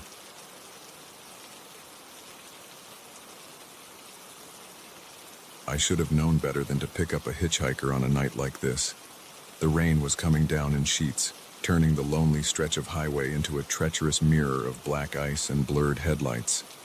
But there he was, a lone figure on the side of the road, thumb outstretched, and I felt a pang of sympathy. After all, I'd been in his shoes once. So I pulled over, my wipers squealing a frantic beat against the windshield. That was my first mistake. The scent hit me before I even got a good look at him, a musty, damp smell that made my nose wrinkle. He slid into the passenger seat with a grunt of thanks, water dripping from his oversized raincoat. "Appreciate it," he mumbled, his face hidden beneath the coat's hood. Not many folks would stop on a night like this. "No problem," I replied, trying to sound casual as I pulled back onto the road. "Where you headed?" "Oh, just up the way a bit," he said vaguely, waving a gloved hand. "Don't want to be a bother. I'll let you know when to drop me." I nodded, focusing on the road ahead. The rain, if anything, was coming down harder now. Lightning flashed in the distance, briefly illuminating the barren landscape around us. We drove in silence for a while, the only sounds the rhythmic swish of the wipers and the drumming of rain on the roof. I was starting to relax a bit when he spoke again, his voice low and gravelly. So, what's your story?" I glanced at him, caught off guard by the question. "My story?" He chuckled, a dry sound that reminded me of rustling leaves. "Yeah, your story. What brings you out on a night like this? Running to something, or from something?" I shifted uncomfortably in my seat. There was something about his tone that set me on edge. "Just heading home from a business trip," I said, trying to keep my voice neutral. "Ah, business," he said, nodding slowly. "Important stuff, I'm sure. Big decisions, big consequences." I frowned, not liking where this was going. "Look, I don't mean to be rude, but I'd rather not discuss my personal life." He held up his hands in a placating gesture. "No offense meant, friend. Just making conversation. It's a long, dark road, after all." We lapsed back into silence, but the atmosphere in the car had changed. The air felt thick, heavy with unspoken tension. I found myself gripping the steering wheel tighter, my knuckles turning white. After what felt like an eternity, he spoke again. "You ever think about the choices we make? How one small decision can change everything?" I didn't respond, hoping he'd take the hint and stop talking. No such luck. "Take you picking me up, for instance," he continued, his voice taking on an almost dreamy quality. "What if you'd driven past? What if I'd been standing a mile down the road instead? Funny how fate works, isn't it?" "I suppose," I muttered, desperately wishing I'd trusted my initial instincts and kept driving. Lightning flashed again, closer this time, and in that brief moment of illumination, I caught a glimpse of his face beneath the hood. What I saw made my blood run cold. His skin was pale, almost translucent, stretched tight over sharp cheekbones. But it was his eyes that truly terrified me. Black as pitch, with no whites visible at all. They seemed to swallow the light, two bottomless pits staring right through me. I must have made some sound of distress because he turned to look at me fully, those terrible eyes locking onto mine. "Something wrong?" he asked, his lips curling into what might have been a smile on a human face. On him, it looked like a predator baring its teeth. "No," I stammered, my heart pounding so hard I was sure he could hear it. "Just thought I saw something on the road." He nodded slowly, that horrific smile still in place. The mind plays tricks, doesn't it? Especially on dark nights like this. Makes you see things that aren't there, or maybe makes you see things as they really are. I was openly sweating now, fear coursing through my veins like ice water. I had to get him out of my car. Consequences be damned. "I think this is far enough," I said, trying to keep my voice steady. "I'm going to have to drop you off here." He tilted his head, an oddly bird-like motion. "Oh, but we've only just started our journey together. There's so much more to discuss." I was about to insist when something caught my eye in the rearview mirror. Headlights, approaching fast. Relief flooded through me. Another car meant safety, meant I wasn't alone out here with whatever he was. But as the headlights grew closer, I realized something was wrong. They were moving too fast, weaving erratically across the road, and they were aimed straight for us. "Look out!" I yelled, yanking the wheel hard to the right. Our car skidded on the wet pavement, spinning once, twice, before coming to a stop on the shoulder. The other car roared past, horn blaring. For a moment, I sat there, hands shaking, gasping for breath. Then I remembered my passenger. I turned to look at him, expecting, I don't know what. But the seat was empty.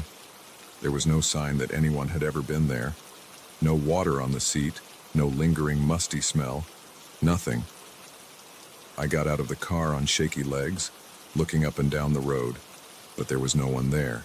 Just me, my car, and the endless, rain-soaked highway stretching into the darkness.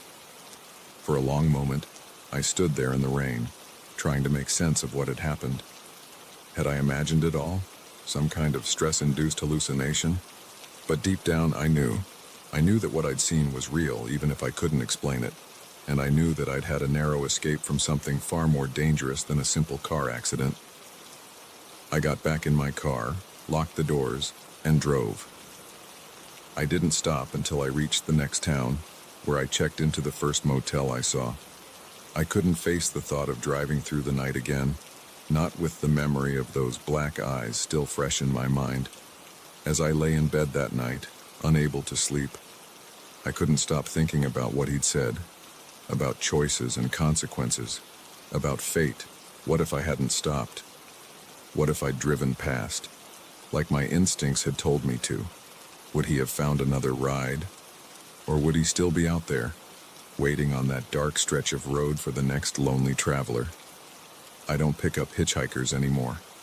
I don't drive at night if I can help it, especially when it's raining. And sometimes, when I'm on a long, empty stretch of road, I'll catch a glimpse of something in my rearview mirror. A figure standing on the roadside, thumb outstretched. But I don't stop. I don't even slow down. I just grip the wheel tighter and keep driving, trying to outrun the memory of that night and the realization that came with it, that sometimes the most dangerous monsters aren't the ones that chase you. They're the ones that wait for you to invite them in. And as I drive, I can't help but wonder, how many others has he ridden with? How many didn't make it to the end of their journey? And most chillingly of all, was I lucky? Or was I spared? I don't have answers to these questions. But I do know one thing for certain. If you're ever driving on a dark, rainy night, and you see a lone figure on the side of the road, keep driving.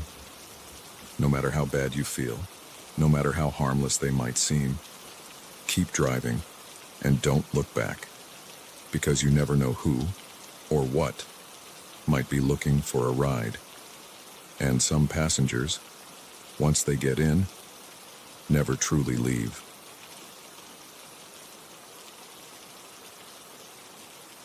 The first time I saw the money change hands, I knew I was in over my head. It wasn't much, just a thick envelope passed discreetly between two men in suits. But in that moment, standing in the back of the dusty warehouse we were using as a relief center, I realized this disaster wasn't just about helping people. For some, it was about profit.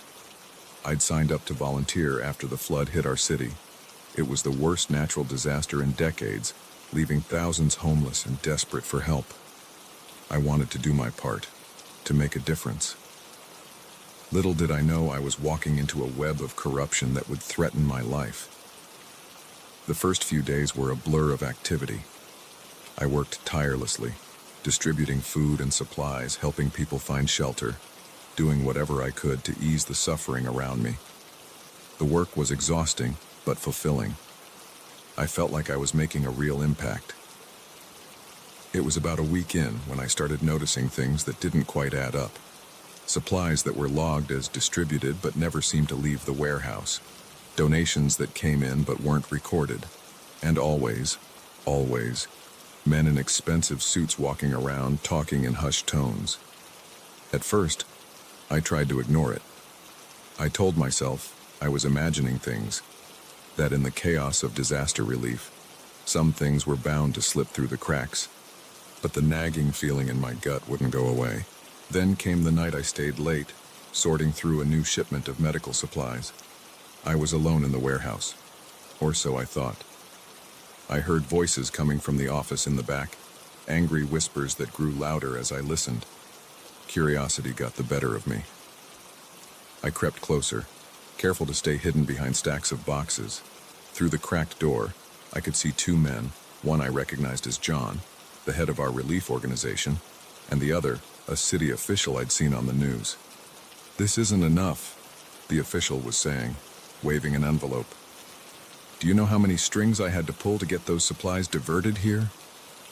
John's face was red with anger. "It's all we can spare right now. You'll get the rest when we sell the next shipment." My blood ran cold. Sell the shipment? These were donations, meant for flood victims.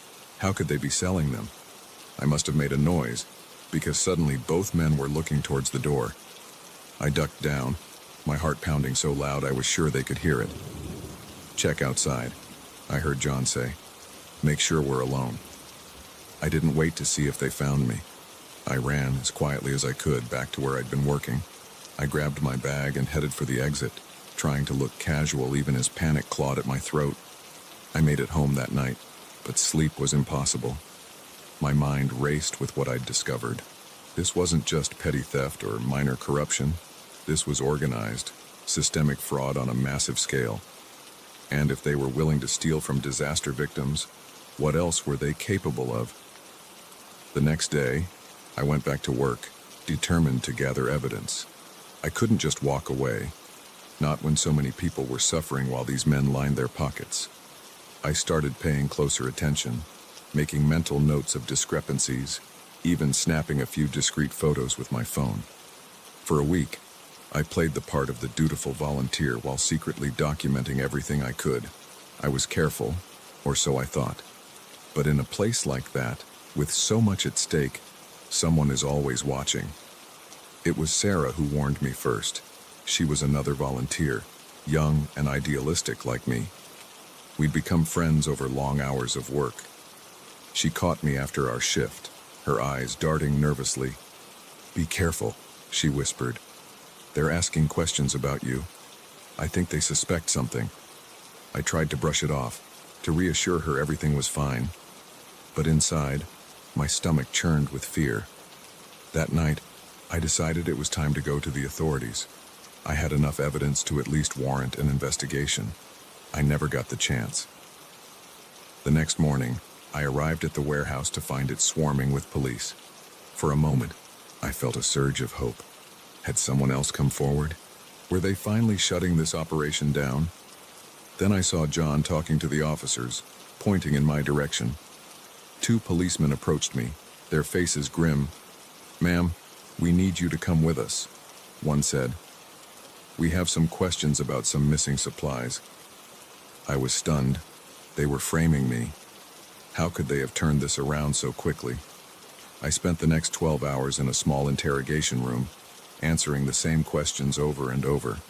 They showed me doctored logs with my signature, security camera footage that had been edited to show me taking boxes out to my car. It was all lies, but it was convincing. If I hadn't lived through it myself, even I might have believed it. They let me go eventually, but the message was clear. They had the power to destroy my life if I didn't back off. I went home that night feeling defeated and terrified. What could I do against an organization with this much influence? But as I sat in my dark apartment, jumping at every sound, anger began to replace my fear. How dare they? How dare they steal from people who had lost everything? How dare they turn me into a criminal for trying to do the right thing? I knew I couldn't fight them alone, but maybe I didn't have to.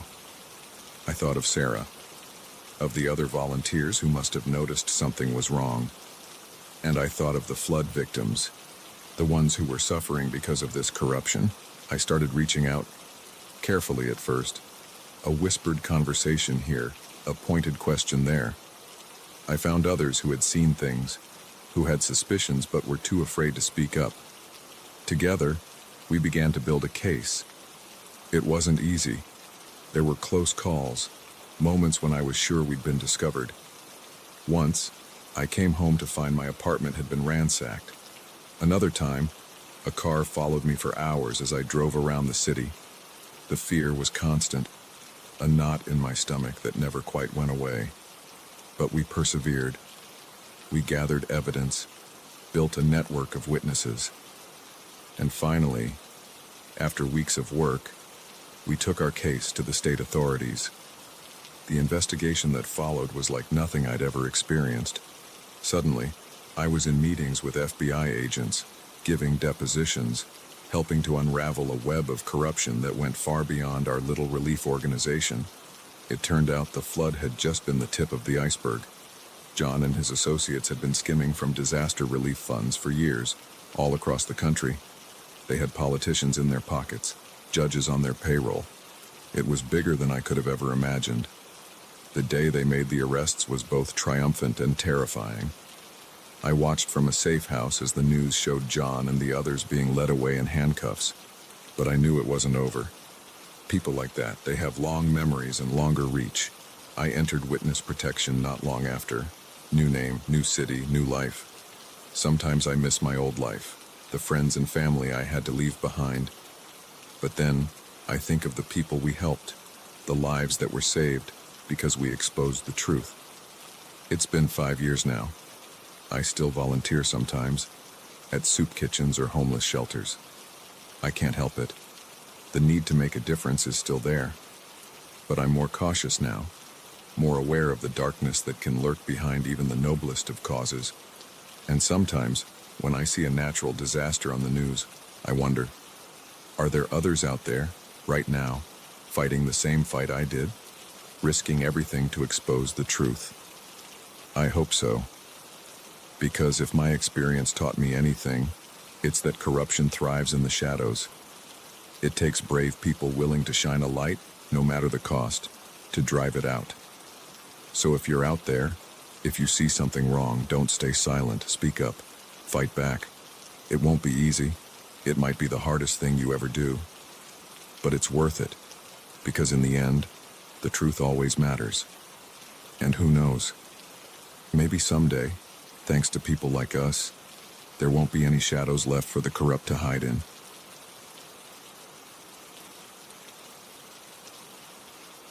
The moment I stepped into that diner, I knew something was terribly wrong. The air was thick with tension, and every eye turned to me with a mix of suspicion and... was that fear?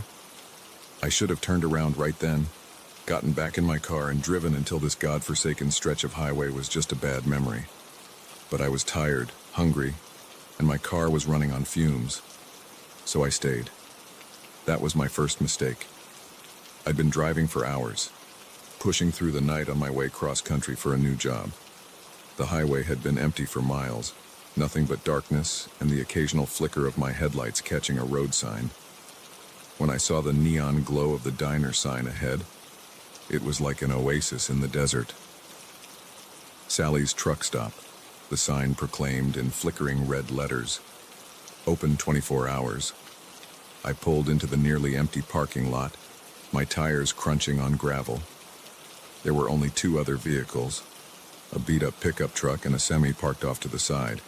As I cut the engine, the silence pressed in around me, broken only by the faint buzz of the neon sign.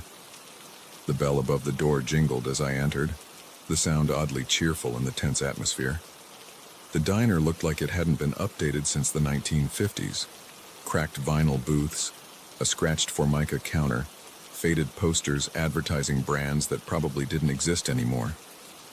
There were only a handful of people inside. A weathered-looking trucker sat at the counter, hunched over a mug of coffee.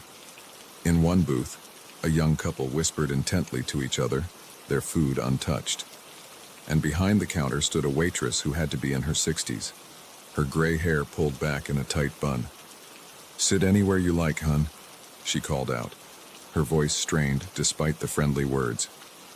I slid into a booth, the vinyl squeaking beneath me. The waitress bustled over, notepad in hand. Up close, I could see the lines of stress etched into her face, the way her eyes darted nervously around the diner. "What'll it be?" she asked, pen poised. "Just coffee for now, thanks," I replied, "and maybe a menu." She nodded, turning away without another word. As she poured my coffee, I noticed her hands were shaking slightly. I was just about to ask if everything was okay when the bell above the door jingled again. The atmosphere in the diner, already tense, suddenly became electric. I turned to look and felt my blood run cold. 3 men had entered, all wearing dark clothes and grim expressions. The leader, a tall man with a scar running down his cheek, surveyed the diner with cold eyes. When his gaze landed on me, I felt a chill run down my spine. They took seats at the counter, and the waitress approached them, her movements stiff and robotic. "Evening, Sally," the scarred man said, his voice low and menacing. "A busy night?" Sally, apparently the owner as well as the waitress, managed a tight smile. "What can I get you boys?" "Oh, I think you know what we want," he replied, leaning in close. "It's the first of the month, after all." I couldn't hear Sally's response, but I saw her nod and disappear into the back. The 3 men turned their attention to the rest of us, their eyes predatory. "Evening, folks," the scarred man called out. "Don't mind us, just taking care of a little business." The young couple in the booth huddled closer together, while the trucker at the counter seemed to shrink into himself. I pretended to be engrossed in my menu, but my mind was racing. What had I walked into? Sally returned a few minutes later, carrying a small envelope. She handed it to the scarred man, who opened it and began counting the contents. His face darkened. "This isn't enough, Sally," he growled. "We had an agreement." "Business has been slow," Sally replied, her voice barely above a whisper. "Please, I need more time." The scarred man stood up suddenly, looming over Sally. "We've given you plenty of time. Maybe we need to send a stronger message." One of his companions stood up and moved towards the kitchen. I heard the sound of breaking glass, followed by Sally's cry of distress. Something inside me snapped. Maybe it was the exhaustion from the long driving, or the tension in the air, or just a lifetime of watching bullies get away with this kind of thing. Whatever it was, I found myself on my feet before I could think better of it. "Hey," I called out, my voice sounding braver than I felt. "Leave her alone." The diner fell silent. The scarred man turned to me, his eyes narrowing. "Well, well," he said, his voice dangerously soft. "Looks like we have a hero in our midst." He took a step towards me, and I fought the urge to back away. "This doesn't concern you, stranger. I suggest you sit down and mind your own business." I swallowed hard, my mouth dry. "You're terrorizing these people. That makes it my business." He laughed, a harsh sound devoid of humor. "You have no idea what you're getting into, do you?"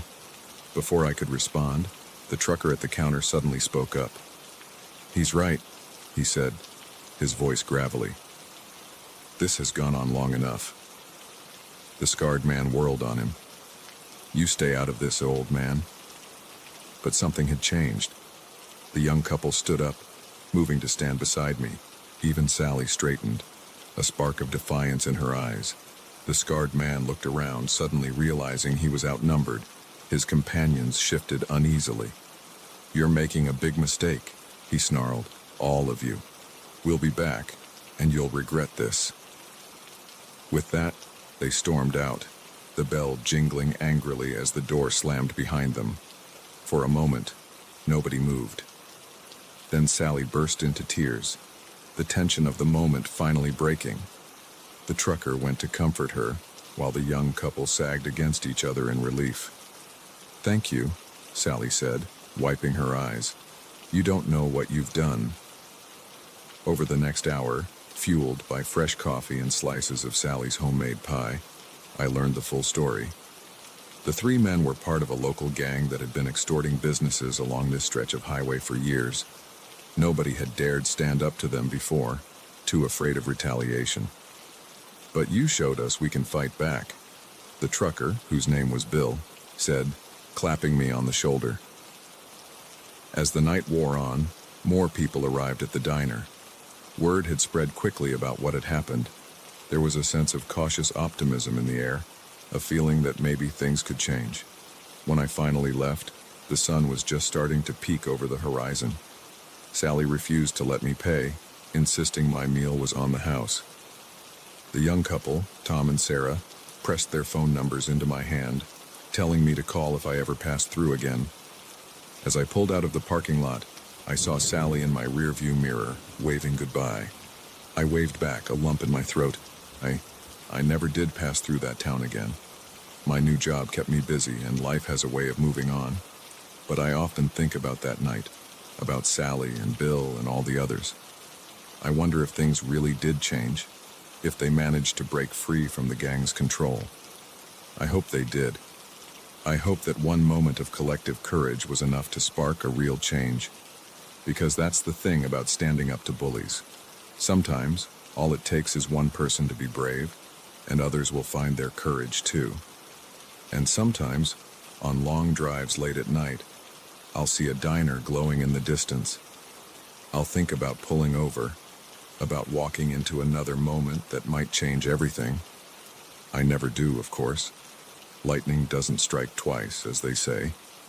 But I smile, remembering that night, remembering that sometimes the most extraordinary things can happen in the most ordinary places.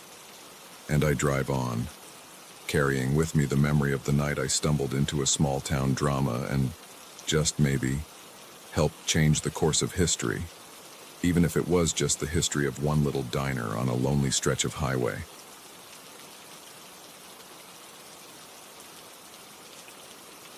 The first time I saw my new neighbors, I thought they were the perfect addition to our quiet suburban street. The Andersons, Mike, Sarah, and their little girl Emma seemed like they'd stepped out of a Norman Rockwell painting.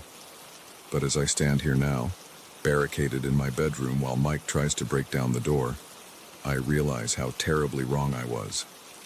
Perfection, it turns out, can hide the darkest of secrets. It all started 3 months ago. I'd just gone through a messy divorce and was trying to piece my life back together in the house I'd fought so hard to keep. The moving truck pulled up next door on a sunny Saturday morning, and I watched from behind my curtains as the Andersons unloaded their life into the house that had stood empty for nearly a year. Mike was tall and handsome, with a friendly smile that crinkled the corners of his eyes. Sarah was petite and pretty, her blonde hair pulled back in a neat ponytail, and little Emma, no more than 5 or 6, skipped along behind them, clutching a stuffed rabbit. I'll admit, I was envious. They looked like the family I'd always wanted but never managed to have. Still, I decided to be neighborly. I baked a batch of chocolate chip cookies and walked over to introduce myself. Sarah answered the door, her smile warm and welcoming. "Oh, how thoughtful," she exclaimed, accepting the cookies. "Mike and Emma, come meet our new neighbor." They gathered at the door, the perfect family portrait. Mike shook my hand firmly. "It's great to meet you," he said. "We're looking forward to becoming part of the community." Emma peeked out from behind her mother's legs, shy but curious. I knelt down to her level. "Hi there, Emma. I like your rabbit. Does he have a name?" She nodded solemnly. "Mr. Flopsy," she whispered. I couldn't help but smile. They seemed so normal, so nice. How could I have known what lay beneath the surface? Over the next few weeks, the Andersons integrated seamlessly into the neighborhood. Sarah joined the local book club. Mike volunteered to coach the Little League team. They hosted a backyard barbecue that the whole street attended. Everyone loved them. I found myself spending more and more time with Sarah, She'd invite me over for coffee in the mornings after Mike left for work and Emma was at school. We'd sit in her immaculate kitchen, gossiping and laughing like old friends. I'm so glad we moved here, Sarah confided one morning, her hands wrapped around a steaming mug. It's just what we needed after everything. I raised an eyebrow, curious. Oh, did something happen at your old place? A shadow passed over her face, so quickly I almost missed it. Oh, you know how it is. Sometimes you just need a fresh start. I nodded, not wanting to pry. We all had our secrets after all. But as the weeks went on, I started noticing things. Little things at first, easily explained away. The way Sarah would flinch if Mike moved too suddenly. The times I'd hear raised voices from next door late at night. How Emma seemed to grow quieter, more withdrawn. I tried to convince myself I was imagining things, projecting my own failed marriage onto their seemingly perfect one. But the signs kept piling up. One afternoon, I was in my garden when I heard a crash from the Andersons' house, followed by Sarah's muffled cry. I froze, trowel in hand, listening intently. There was silence for a moment. Then the sound of Mike's voice, too low for me to make out the words. Sarah didn't make another sound. I debated with myself for a long time that night. Should I say something? Do something? But what if I was wrong? What if I ruined this family over a misunderstanding? In the end, I decided to talk to Sarah. I invited her over for coffee the next morning, determined to broach the subject gently. She showed up with a bruise on her cheek, poorly concealed by makeup. "Sarah," I said softly, "what happened?" She touched her cheek self-consciously. "Oh, this, I'm such a klutz." Walked right into the kitchen cabinet. I took a deep breath. "Sarah, I heard something yesterday. Are you sure everything's okay?" Her eyes widened, a flicker of fear passing through them before her expression smoothed out. "Of course," she said, her voice overly bright. "Everything's fine. Mike and we're very happy." I wanted to push further, but the look in her eyes stopped me. She wasn't ready to talk. I couldn't force her. After that, things changed. Sarah stopped inviting me over. When we passed on the street, her smile seemed strained, and Mike started watching me. I'd catch him staring from across the street, his eyes cold and calculating. I knew I should have done something then. Called the police, or a domestic violence hotline, something. But I was a coward. I told myself it wasn't my business, that I could be misreading the situation. Until the night I heard Emma screaming. It was past midnight. I'd been having trouble sleeping and was sitting by my bedroom window when I heard it. A child's terrified shriek, quickly muffled. I was out of my house and pounding on their door before I even realized what I was doing. Mike answered, his hair mussed, eyes blazing with barely contained rage. "What?" he snarled. "I heard. Is Emma okay?" I stammered. His expression shifted, a mask of concern sliding into place. "Emma had a nightmare," he said smoothly. "Everything's fine. Go home." But over his shoulder, I saw Sarah. Her eye was swollen shut, blood trickling from her split lip. Our eyes met for a brief moment, and I saw a desperate plea in her gaze. "I'm calling the police," I said, my voice shaking. Mike's facade cracked. "You're not calling anyone," he growled, advancing on me. I turned to run, but he was faster. His hand closed around my arm, yanking me into the house. The door slammed shut behind us. What followed was a nightmare. Mike raged, alternating between threats and attempts to convince me I was imagining things. Sarah huddled in the corner, cradling Emma, both of them trembling. I managed to break free, to lock myself in the guest bedroom. I fumbled for my phone, thanking God I'd slipped it into my robe pocket. The 911 operator's voice was calm, reassuring. "Help was on the way," she said. Just hold on. But Mike was at the door now, pounding, screaming. The wood was beginning to splinter, and so here I am, waiting, praying. The blue and red lights are flashing outside now. I can see them through the window. But will they get here in time? The door gives way with a final, terrible crack. Mike bursts in, his eyes wild, a kitchen knife clutched in his hand. Time seems to slow down. I see the knife arcing towards me. I hear Sarah screaming from somewhere in the house. And then, suddenly, there are more voices. Shouts of, "Police! Freeze!" Mike's expression changes, confusion replacing rage. The knife clatters to the floor. And then he's on the ground, officers swarming over him. The next few hours pass in a blur. Statements are taken. Sarah and Emma are led out, wrapped in blankets, to waiting ambulances. Mike is put into the back of a police car, his face a mask of cold fury as he stares at me through the window. As dawn breaks, a kind-faced officer approaches me. "You did the right thing," she says gently. "You probably saved their lives." But as I watch Sarah and Emma drive away, as I think about the months of abuse I suspected but did nothing about, I don't feel like a hero. I feel like I should have done more, sooner. The officer must see something in my expression. "Hey," she says, "don't blame yourself.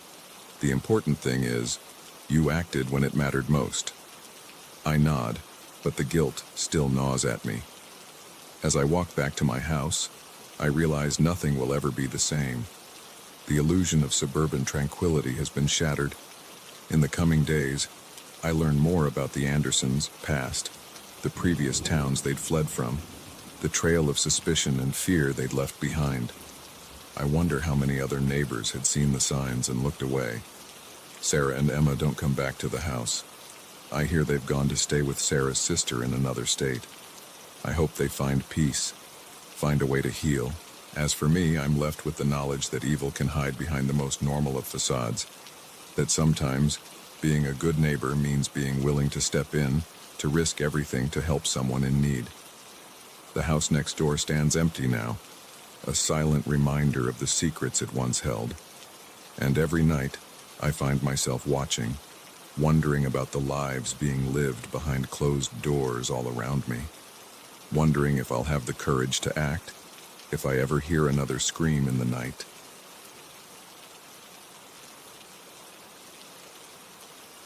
The moment I saw the glint of metal in his hand, I knew I'd made a terrible mistake. This wasn't just another house showing gone wrong. This was a trap, and I'd walked right into it.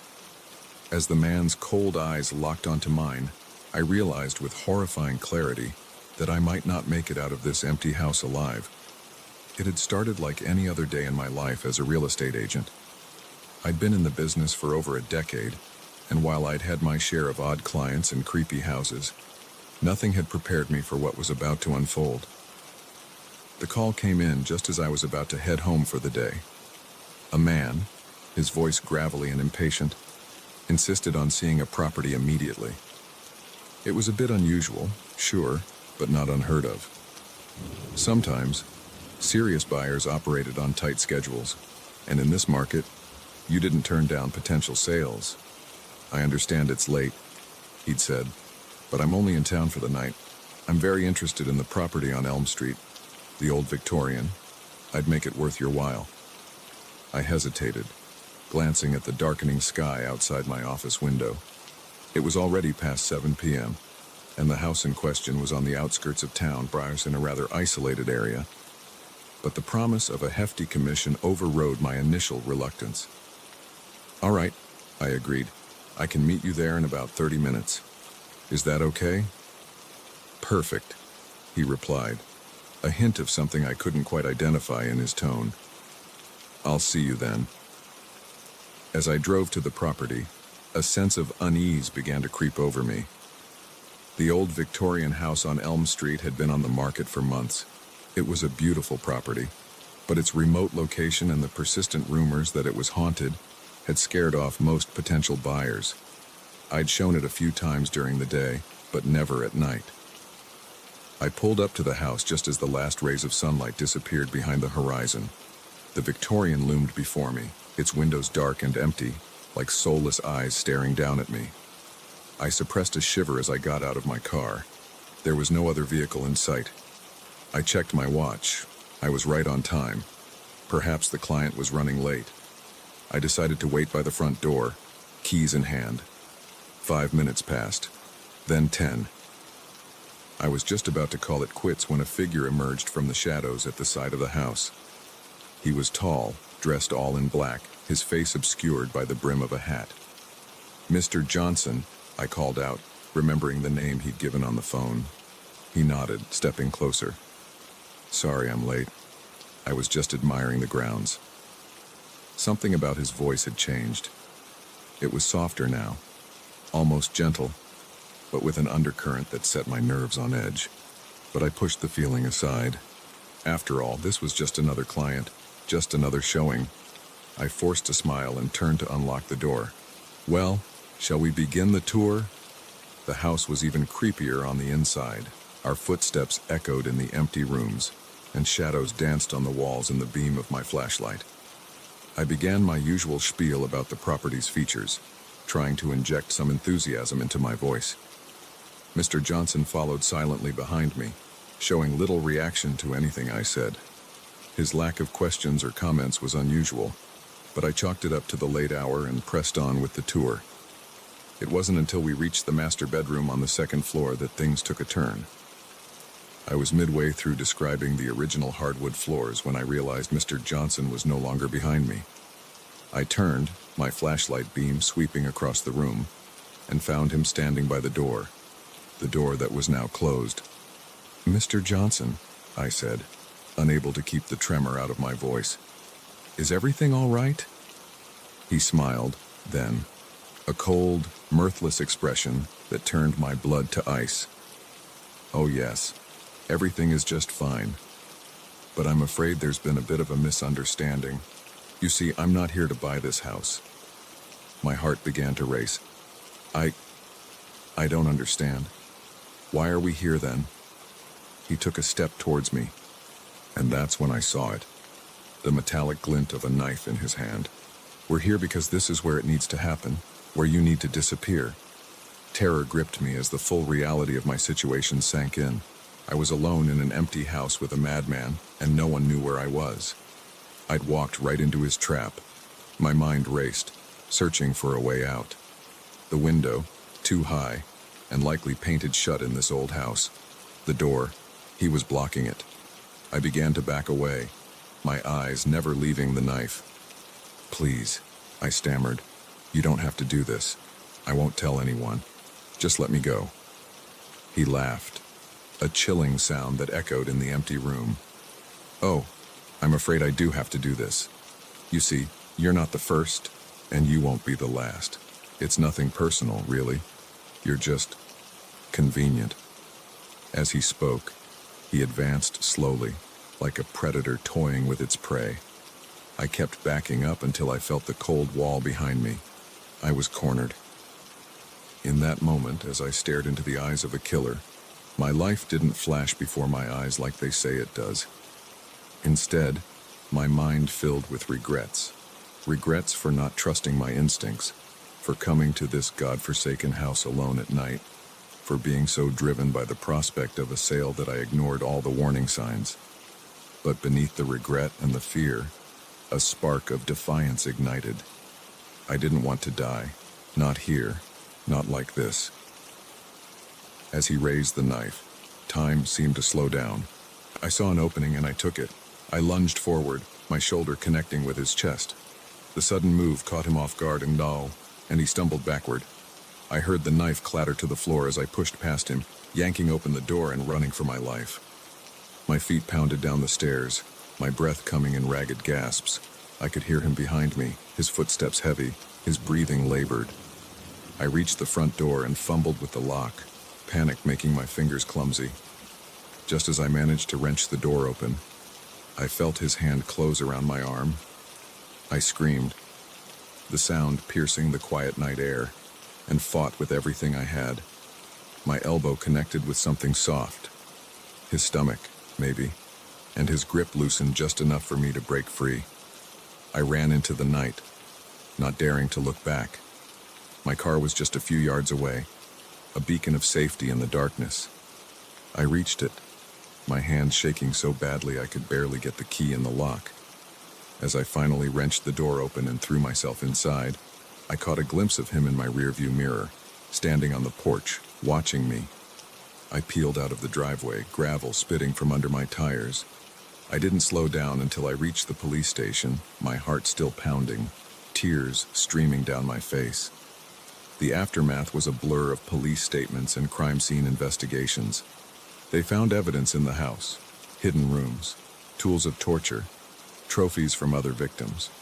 Mr. Johnson, whose real name turned out to be Gerald Hoffman, had been using empty houses as his killing grounds for years. He'd prey on real estate agents, luring them to remote properties and murdering them. They caught him 2 weeks later, trying to pull the same trick in another town. When they showed me his photo to identify him, I felt a chill run down my spine. The face that had haunted my nightmares was now locked away, but the memory of that night would stay with me forever. I quit my job as a real estate agent soon after. I couldn't bear the thought of walking into another empty house, of being alone with a stranger in a remote location. The career I had built over a decade was gone, destroyed in a single night of terror. But as I sit here now, safe in my new home in a bustling city neighborhood, I know I made the right choice. I'm one of the lucky ones. I survived. And every day, I'm grateful for that second chance. Sometimes, when I pass a for sale sign or see a real estate agent leading clients into a house, I'm tempted to warn them, to tell them about the dangers that can lurk behind closed doors, about the predators who use our trust against us. But I know most wouldn't believe me. After all, who expects a simple house showing to turn into a fight for survival? So instead, I've become an advocate for safety in the real estate industry. I speak at conferences, write articles, anything I can do to spread awareness. Because while my story had a lucky ending, I know there are others out there who weren't so fortunate. And if I can prevent even one more person from walking into the trap I narrowly escaped, then maybe, just maybe, some good can come from that terrifying night.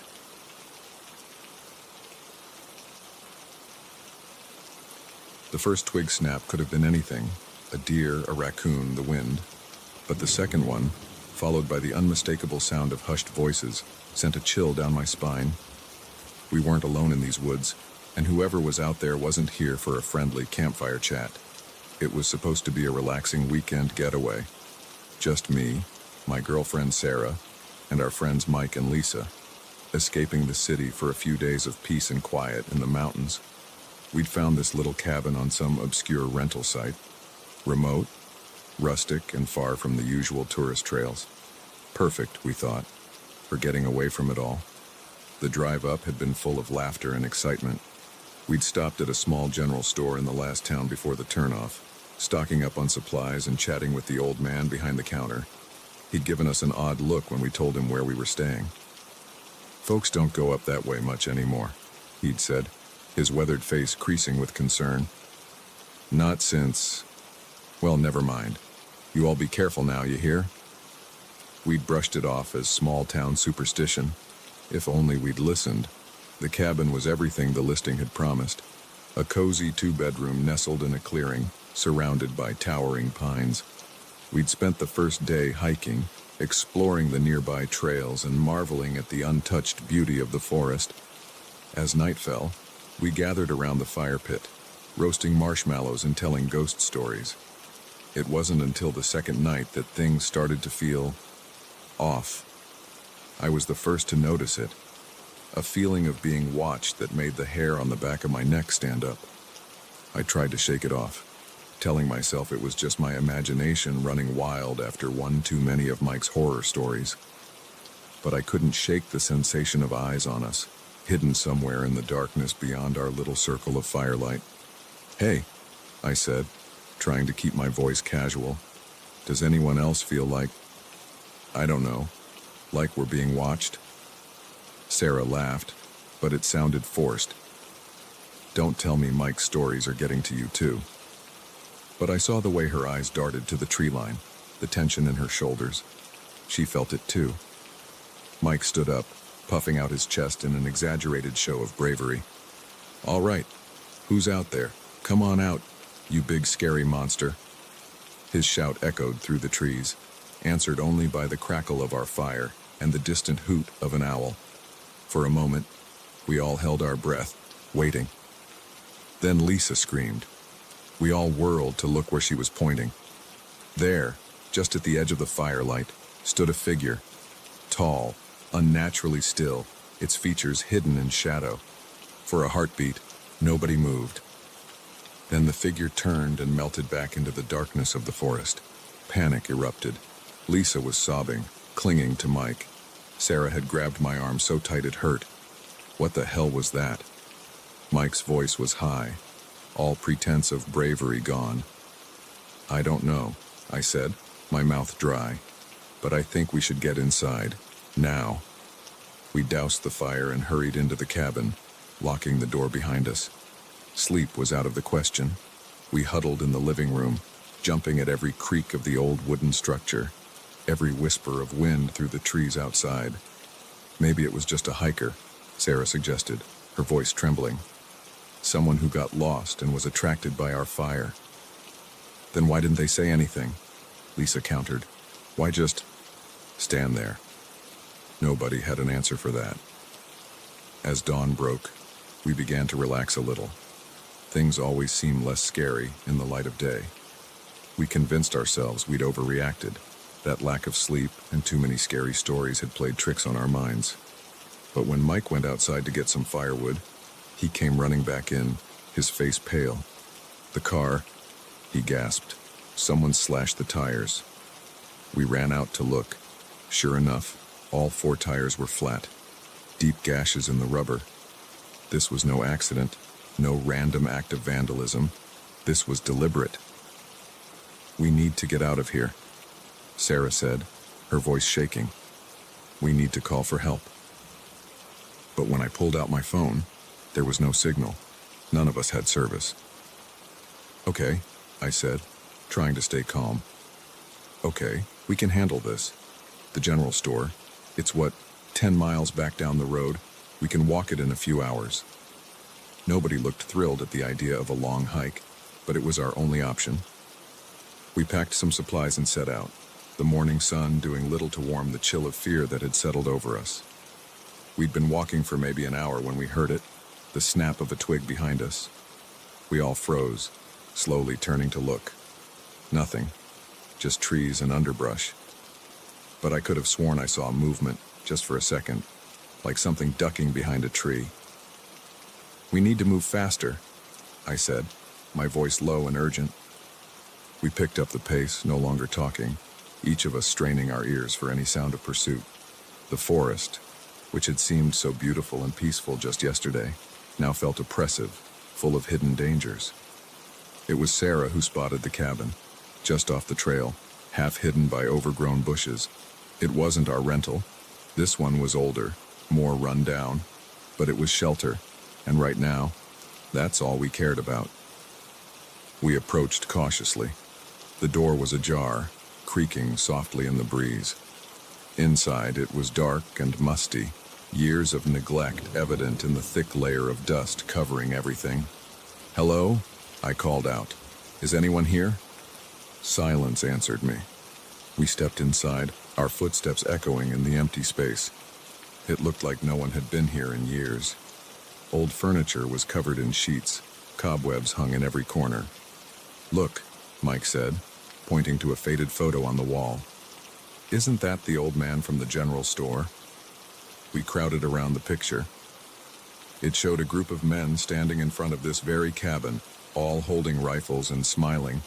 The old shopkeeper was there, decades younger but unmistakable, and next to him, "Oh my God," Lisa whispered. The figure on the end didn't quite fit with the others. Taller, its features blurred as if it had moved when the photo was taken, but there was no mistaking that unnaturally long, thin silhouette. A floorboard creaked behind us. We spun around to find the old shopkeeper standing in the doorway, a shotgun in his hands. "You folks shouldn't be here," he said, his voice grave. "It's not safe." For a moment, nobody spoke. Then the questions came pouring out. Who was following us? What was in that photo? What the hell was going on? The old man sighed, suddenly looking every one of his years. "It's a long story," he said, "and you're not gonna like it." He told us about the town's dark history, about the cult that had once lived in these woods, practicing dark rituals and sacrificing outsiders to their twisted god, how the townspeople had finally banded together to drive them out, burning their compounds and killing any cultists they could find. But their leader, the old man said, his eyes distant with memory, he was something else. Not quite human anymore, if he ever was. We couldn't kill him, no matter what we did, so we trapped him, bound him to these woods with blood and magic. He gestured to the photo. That was taken the day after. We thought it was over. But every few years, someone comes up here, someone who doesn't know the history, and he hunts them, torments them, tries to use their fear, their pain, to break free of his bindings. We listened in horrified silence. It sounded insane, impossible, but after what we'd seen, could we really discount it? "So what do?" I asked, my voice hoarse. The old man's face hardened. "We get you out of these woods, and then we make sure no one else comes up here again." What followed was the most terrifying trek of my life. Every shadow seemed to move, every sound a potential threat. The old man led the way, his shotgun at the ready, constantly scanning the trees around us. We were almost to the road when we heard it, a sound like nothing I've ever heard before or since. A howl, but not animal, not human. It echoed through the trees, filled with rage and hunger and something alien. "Run!" the old man yelled. We ran. Branches whipped at our faces. Roots tried to trip us. I could hear something crashing through the underbrush behind us, getting closer. We burst out onto the road just as a truck came around the bend. The old man fired his shotgun into the air, and the truck screeched to a halt. "Get in!" he shouted at us. "Go! Now!" We piled into the truck bed. As it peeled away, I caught one last glimpse of the woods. There, just at the tree line, stood a figure, tall, impossibly thin, its arms too long, its face a blur of features. It raised one elongated hand, as if in farewell. Then the truck rounded a curve, and it was gone. We never went back to those woods. The old man made sure the cabin rental was taken down, the road blocked off. He said he'd make sure no one else wandered into that thing's territory. Sometimes, late at night, I still hear that howl in my dreams. I wake up in a cold sweat, the memory of those woods, that figure, still fresh in my mind, and I wonder, is it still out there, waiting? And what happens when the old man is gone and there's no one left to keep people away? I pray I never have to find out.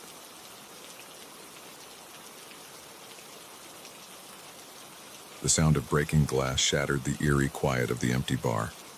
My heart leapt into my throat as I spun around, dish towel still in hand, to face the group of men who refused to leave.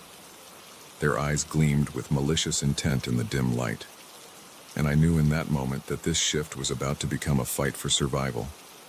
I'd been working at O'Malley's for about 6 months. It wasn't glamorous, but the late-night bartending gig paid well enough to cover my college tuition. Most nights were uneventful, a few regulars nursing their beers, maybe the occasional rowdy group that needed to be gently encouraged to head home. But nothing could have prepared me for what happened that night. It started like any other Tuesday. The usual crowd had trickled in and out, leaving behind a mess of empty glasses and peanut shells. By 1 a.m., the place was empty, save for a group of 5 men huddled in a corner booth.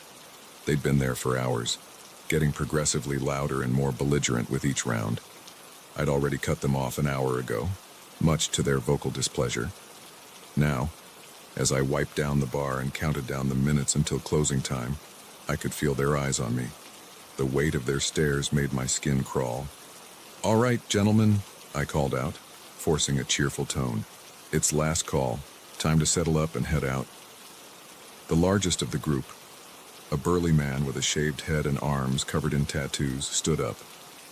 He swayed slightly, steadying himself on the table. "We ain't going nowhere, sweetheart," he slurred. "The party's just getting started." I felt a chill run down my spine but kept my voice firm. "I'm sorry, but we're closed. I'm going to have to insist you leave." That's when he picked up his empty beer bottle and hurled it against the wall. The crash seemed to echo in the silent bar, punctuated by the man's harsh laughter. "What you gonna do about it, little girl?" he taunted. His friends joined in, their laughter a chorus of menace. I reached for my phone, intending to call the police, but the tattooed man was quicker. He vaulted over the bar with surprising agility for someone so intoxicated, knocking the phone from my hand. It skittered across the floor, disappearing under a table. Now, he said, his breath hot on my face. "Let's not involve the cops. This is between us." I backed away, my heart pounding. The other men were spreading out, blocking the exits. I was trapped. "Look," I said, trying to keep my voice steady. "Take whatever's in the till. I won't stop you. Just please, leave." The man chuckled, a sound devoid of any real humor. "Oh, we'll take the money, but that's not all we want." His intentions were clear in his leering gaze. Panic surged through me, but with it came a rush of adrenaline. I wasn't going down without a fight. I grabbed the first thing my hand touched, a bottle of expensive whiskey, and swung it with all my might. It connected with the side of the man's head with a satisfying thunk. He staggered back, more surprised than hurt, but it gave me the opening I needed. I vaulted over the bar, narrowly avoiding the grasping hands of one of his friends. My mind raced, searching for a way out. The front door was blocked, but there was a back exit through the kitchen. If I could just reach it, I sprinted towards the kitchen, dodging tables and chairs. Behind me, I could hear the men shouting, their heavy footsteps giving chase. I burst through the swinging doors into the kitchen, my eyes frantically scanning for a weapon. My hand closed around the handle of a heavy cast-iron skillet. Just as the first man entered the kitchen, I swung without hesitation, the pan connecting with his face with a sickening crunch. He went down hard, but there was no time to feel relieved. The others were right behind him. I backed up, wielding the skillet like a shield. "Stay back," I yelled, my voice sounding braver than I felt. The tattooed man appeared in the doorway, blood trickling from where the whiskey bottle had struck him. His eyes were cold with rage. "You're gonna pay for that, bitch," he snarled. He lunged at me, but his movements were slowed by alcohol and anger. I sidestepped, bringing the skillet down on his outstretched arm. He howled in pain, stumbling into a rack of pots and pans.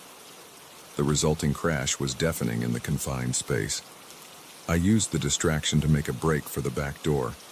My fingers fumbled with the lock, precious seconds ticking by as I struggled to open it. Just as I felt the bolt slide free, a hand grabbed my hair, yanking me backward. I cried out in pain as I was spun around, coming face to face with one of the other men. His breath reeked of alcohol as he leered at me.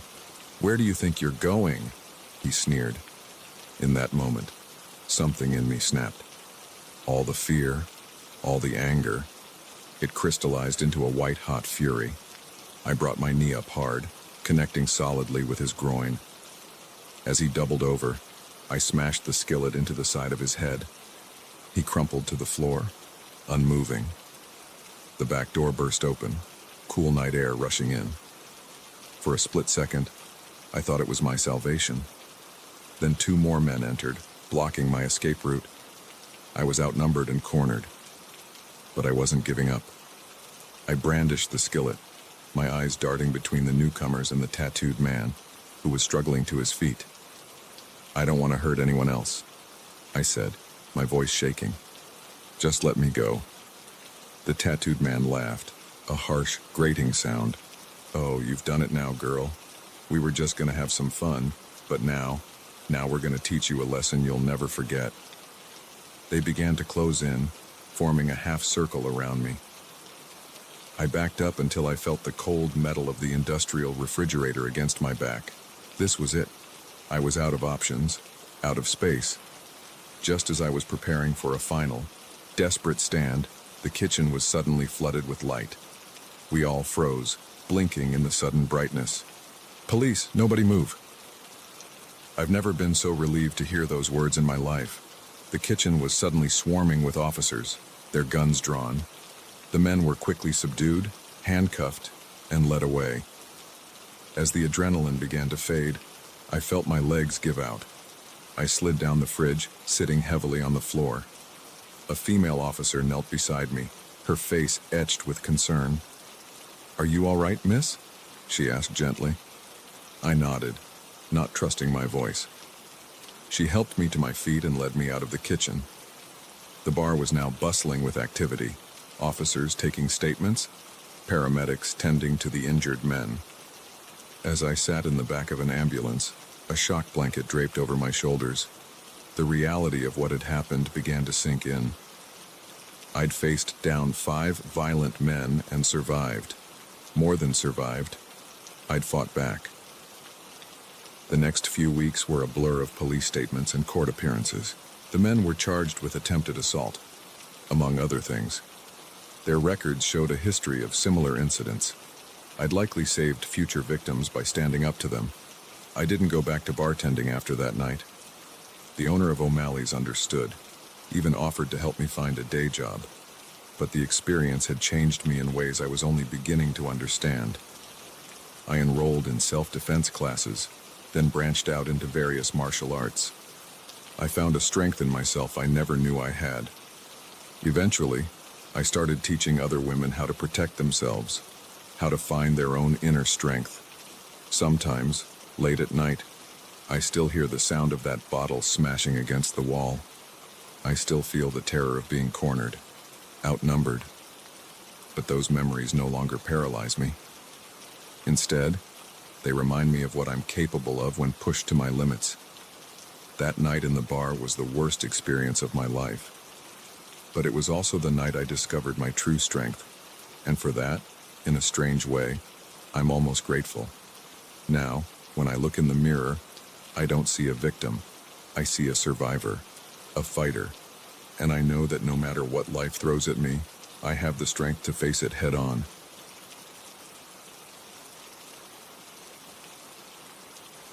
The moment I heard the first twig snap, I knew I wasn't alone.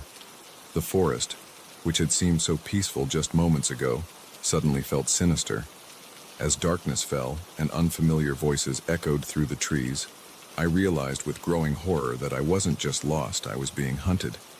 It was supposed to be a simple day hike. I'd done it 100 times before in different parks across the country. Wake up early, drive to the trailhead, spend the day surrounded by nature, and be back in time for dinner. But this time, something went terribly wrong. I'd chosen a new trail, one I'd read about online. It promised stunning views and a challenging climb, perfect for testing my skills. The first few hours were everything I'd hoped for.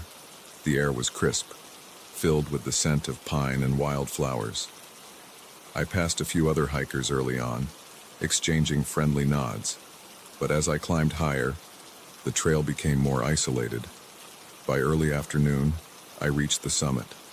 The view was breathtaking, miles of unbroken forest stretching to the horizon, painted in 1,000 shades of green. I sat on a rocky outcrop, munching on my packed lunch and feeling on top of the world. That's when I made my first mistake. Instead of heading back the way I came, I decided to take a different trail down. It looked easier on my map, a gentler slope that would be kinder on my knees. I didn't realize then how that simple decision would change everything. At first, the new trail seemed fine. A bit overgrown, perhaps, but still clearly marked.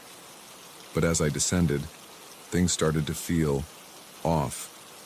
The markers became fewer and farther between. The path narrowed, sometimes disappearing entirely under thick underbrush.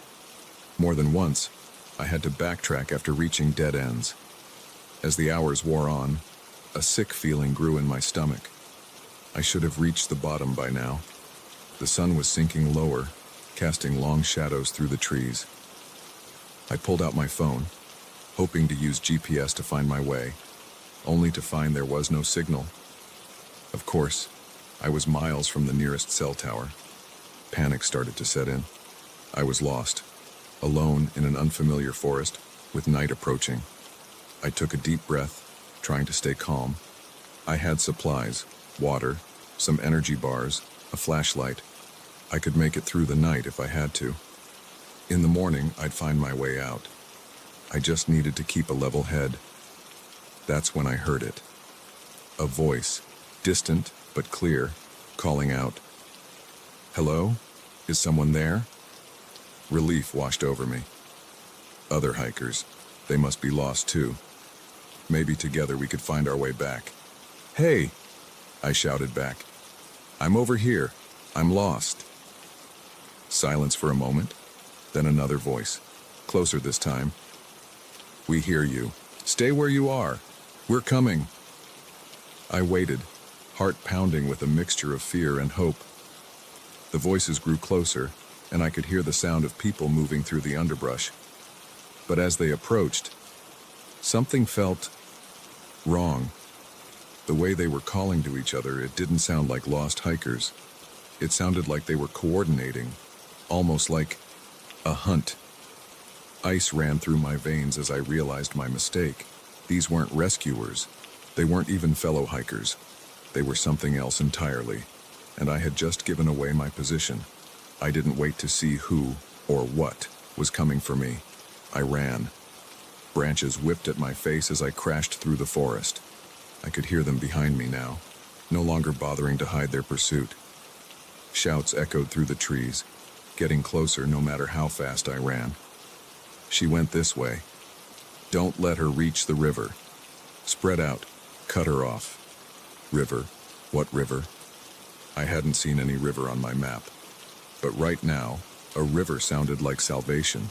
If I could reach it, maybe I could follow it downstream, find help. I ran blindly, my lungs burning, heart pounding in my ears. The light was fading fast now, the forest around me turning into a maze of shadows. More than once I stumbled, barely catching myself before I fell. And still they came, always behind me, always getting closer. Just when I thought I couldn't run another step, I heard it, the faint sound of rushing water. The river. I pushed myself harder, hope giving me a final burst of speed. I burst out of the tree line onto a rocky bank.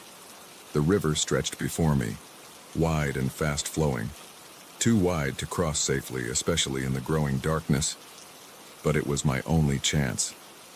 I was about to plunge in when a voice rang out, closer than ever. "Stop right there." I spun around. A man emerged from the trees, then another and another. Soon I was surrounded by a group of men, all dressed in dark clothing, all carrying... Were those guns? Well, one of them said, stepping forward. He seemed to be the leader, older than the others, with a face weathered by years in the outdoors. "Looks like we caught ourselves a lost little lamb." "Please," I gasped, still trying to catch my breath. "I'm just a hiker. I got lost. I don't want any trouble." The man laughed, a cold sound that sent chills down my spine. "Oh, you're in trouble, all right. You see, these are our woods, and we don't take kindly to trespassers." "I didn't know," I said, my mind racing. "I'll leave. Just let me go, and I'll never come back." He shook his head, a cruel smile playing on his lips. "I'm afraid it's not that simple. You see, we have a tradition in these parts, a way of dealing with folks who wander where they don't belong." The other men were closing in now, forming a tight circle around me. I could see the excitement in their eyes, the anticipation. This was a game to them, and I was the prey. "What do you want from me?" I asked, hating how my voice trembled. The leader's smile widened. "We're going to give you a sporting chance, a head start, if you will. You run and we hunt. If you can make it out of these woods by sunrise, you're free to go. If not..." He left the sentence unfinished, but his meaning was clear. I looked around desperately, searching for a way out, but there was nowhere to go. The men blocked the way back into the forest, and behind me was the river. Too wide, too fast, too dangerous. "You have 1 minute," the leader said, checking his watch. "I suggest you make it count." For a moment, I stood frozen, unable to believe this was happening. Then survival instinct kicked in. I turned and ran, not towards the forest where they could easily track me, but along the riverbank. If I could just find a narrower spot, maybe a bridge. Behind me, I heard the leader's voice, calling out like this was some sort of demented party game. "Ready or not, here we come." I ran like I've never run before. The rocky bank was treacherous in the darkness, and more than once I nearly pitched into the rushing water. But fear drove me on, the sound of pursuit spurring me to impossible speeds. I don't know how long I ran. Time lost all meaning in the darkness, measured only by the pounding of my heart and the ragged gasps of my breathing. Sometimes I thought I heard them right behind me. Other times the forest seemed eerily silent. As I rounded a bend in the river, I saw it, a fallen tree, creating a makeshift bridge across the water. It was risky, the trunk slick with moss and spray from the river, but it was my only chance. I scrambled onto the log, inching my way across. The river roared beneath me, ready to sweep me away if I made one wrong move. I was halfway across when I heard shouts from the bank. They'd found me. A gunshot rang out, splintering the wood near my feet. I froze for a second, then forced myself to keep moving. Another shot, closer this time. They were trying to scare me, to make me fall. With a final desperate lunge, I made it to the other side. I allowed myself one glance back. The men were gathered on the opposite bank, the leader watching me with a mixture of anger and grudging respect. "This isn't over," he shouted over the roar of the river. "These woods go on for miles. You'll never make it out by sunrise." But I was already running again, plunging into the unknown forest on this side of the river. He was right. I had no idea where I was, no idea if I was even running in the right direction, but I had to try. The rest of the night was a blur of fear and exhaustion. I ran until I couldn't run anymore, then walked, then crawled. Every sound made me jump, certain they had somehow crossed the river and found me again. As the sky began to lighten with the first hints of dawn, I finally broke through the tree line. A road stretched before me, empty in the early morning light. I wanted to cry with relief. A car appeared in the distance. I waved my arms frantically, probably looking like a madwoman. The car slowed, then stopped. An old man peered out at me, concern etched on his face. "Are you all right, miss?" he asked. I opened my mouth to explain, but no words came out. How could I possibly describe what I'd been through? In the end, I simply shook my head. "Let's get you to the hospital," he said gently, opening the passenger door. As we drove away, I watched the forest recede in the side mirror. Somewhere in those woods, a group of men were probably realizing their prey had escaped.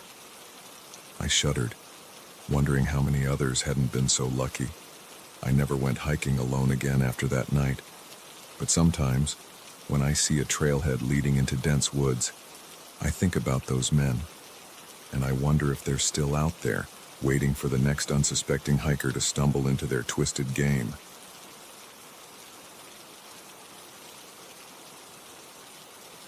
The moment I saw the gleam in the old woman's eyes as she locked the bedroom door, I knew we'd made a terrible mistake. This wasn't just a quaint bed and breakfast run by an eccentric couple. It was a trap, and we had walked right into it. It all started as a spontaneous weekend getaway.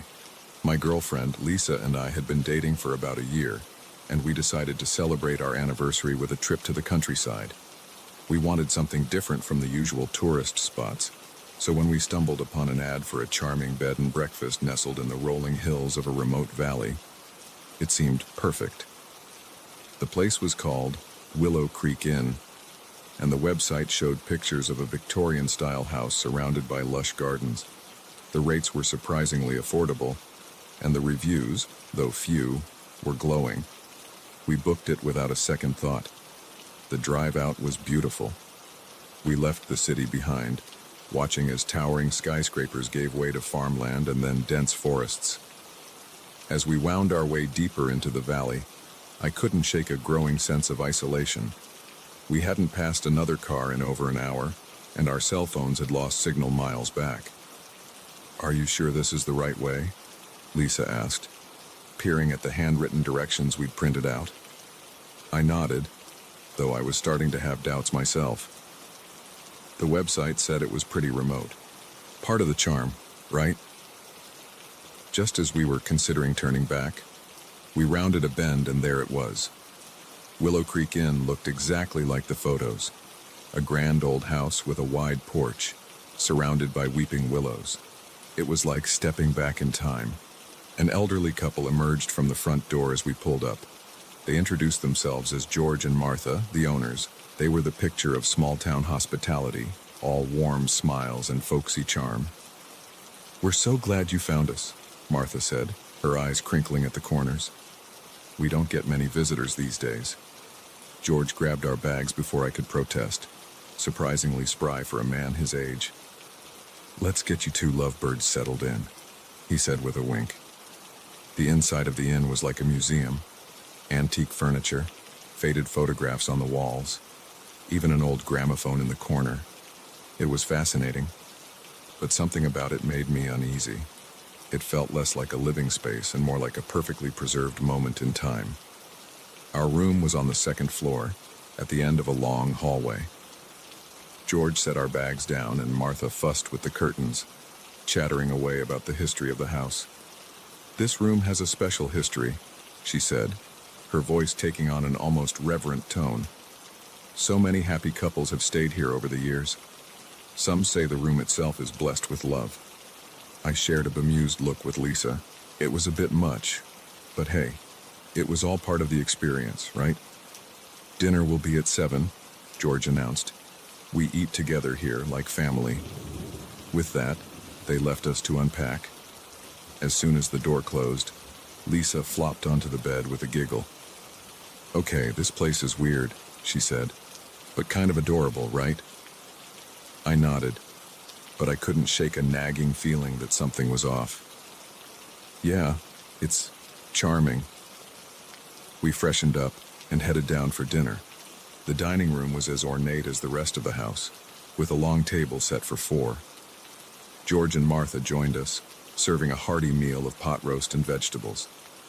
The conversation was pleasant enough, mostly George and Martha sharing stories about the area and past guests. But there was something odd about the way they talked, as if they were reciting lines from a script. "So, how long have you two been running this place?" I asked during a lull. Martha and George exchanged a quick glance. "Oh, goodness," Martha said with a laugh. "It feels like forever, doesn't it, dear?" George nodded. "Time has a way of blending together out here."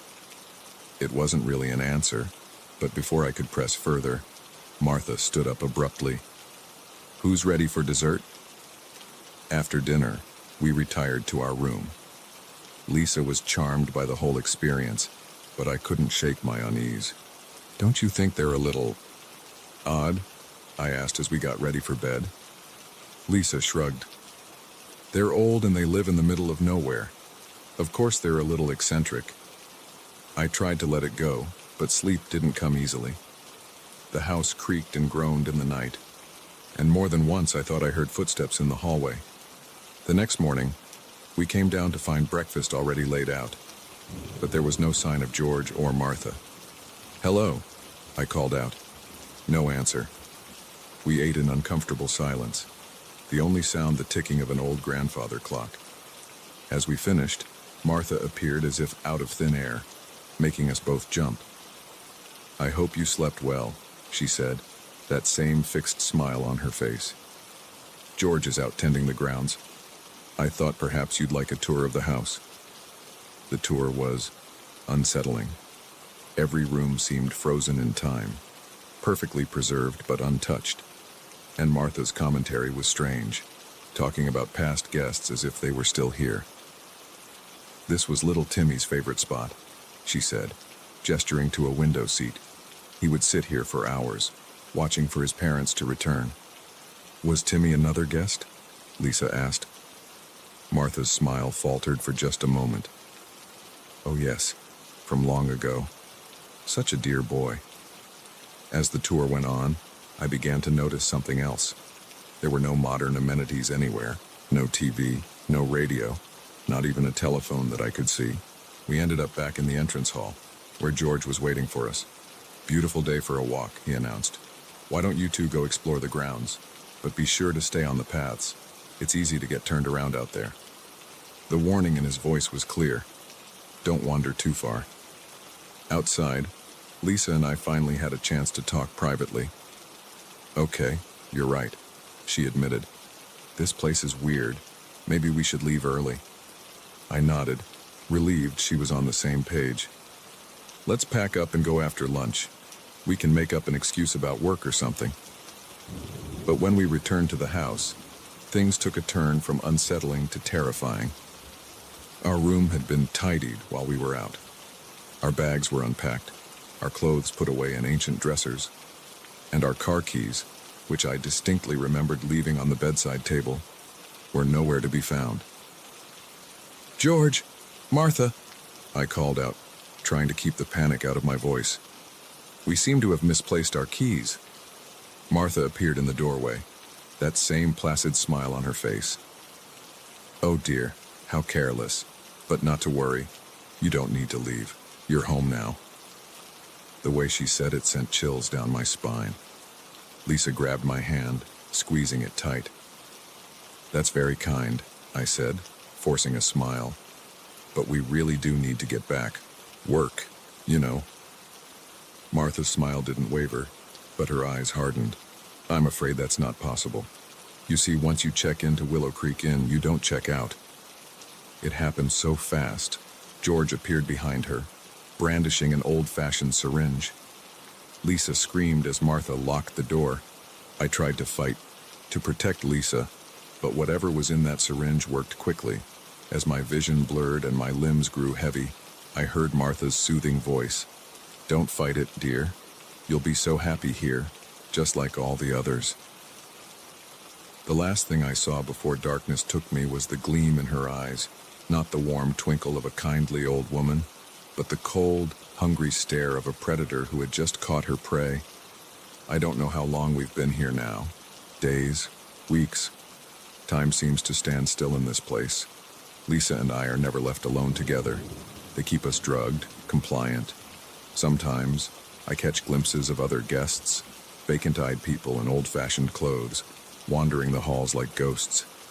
I try to fight it, to hold on to my memories, my sense of self, but it's getting harder. The drugs, the constant smiling faces of George and Martha, the endless routine of meals and tours and sitting in the parlor, it's wearing me down. But I haven't given up. Not yet. I'm writing this down, hiding it in the one place they never look, inside the ancient gramophone in the corner of our room. If you're reading this, it means you found yourself in Willow Creek Inn. And if that's the case, God help you. Remember, the smiles are fake. The kindness is a lie. And whatever you do, don't eat the food. Don't drink the tea. Fight it for as long as you can. And if you see a chance to escape, run. Run. And don't look back. Because once you check into Willow Creek Inn, they'll do everything in their power to make sure you never check out.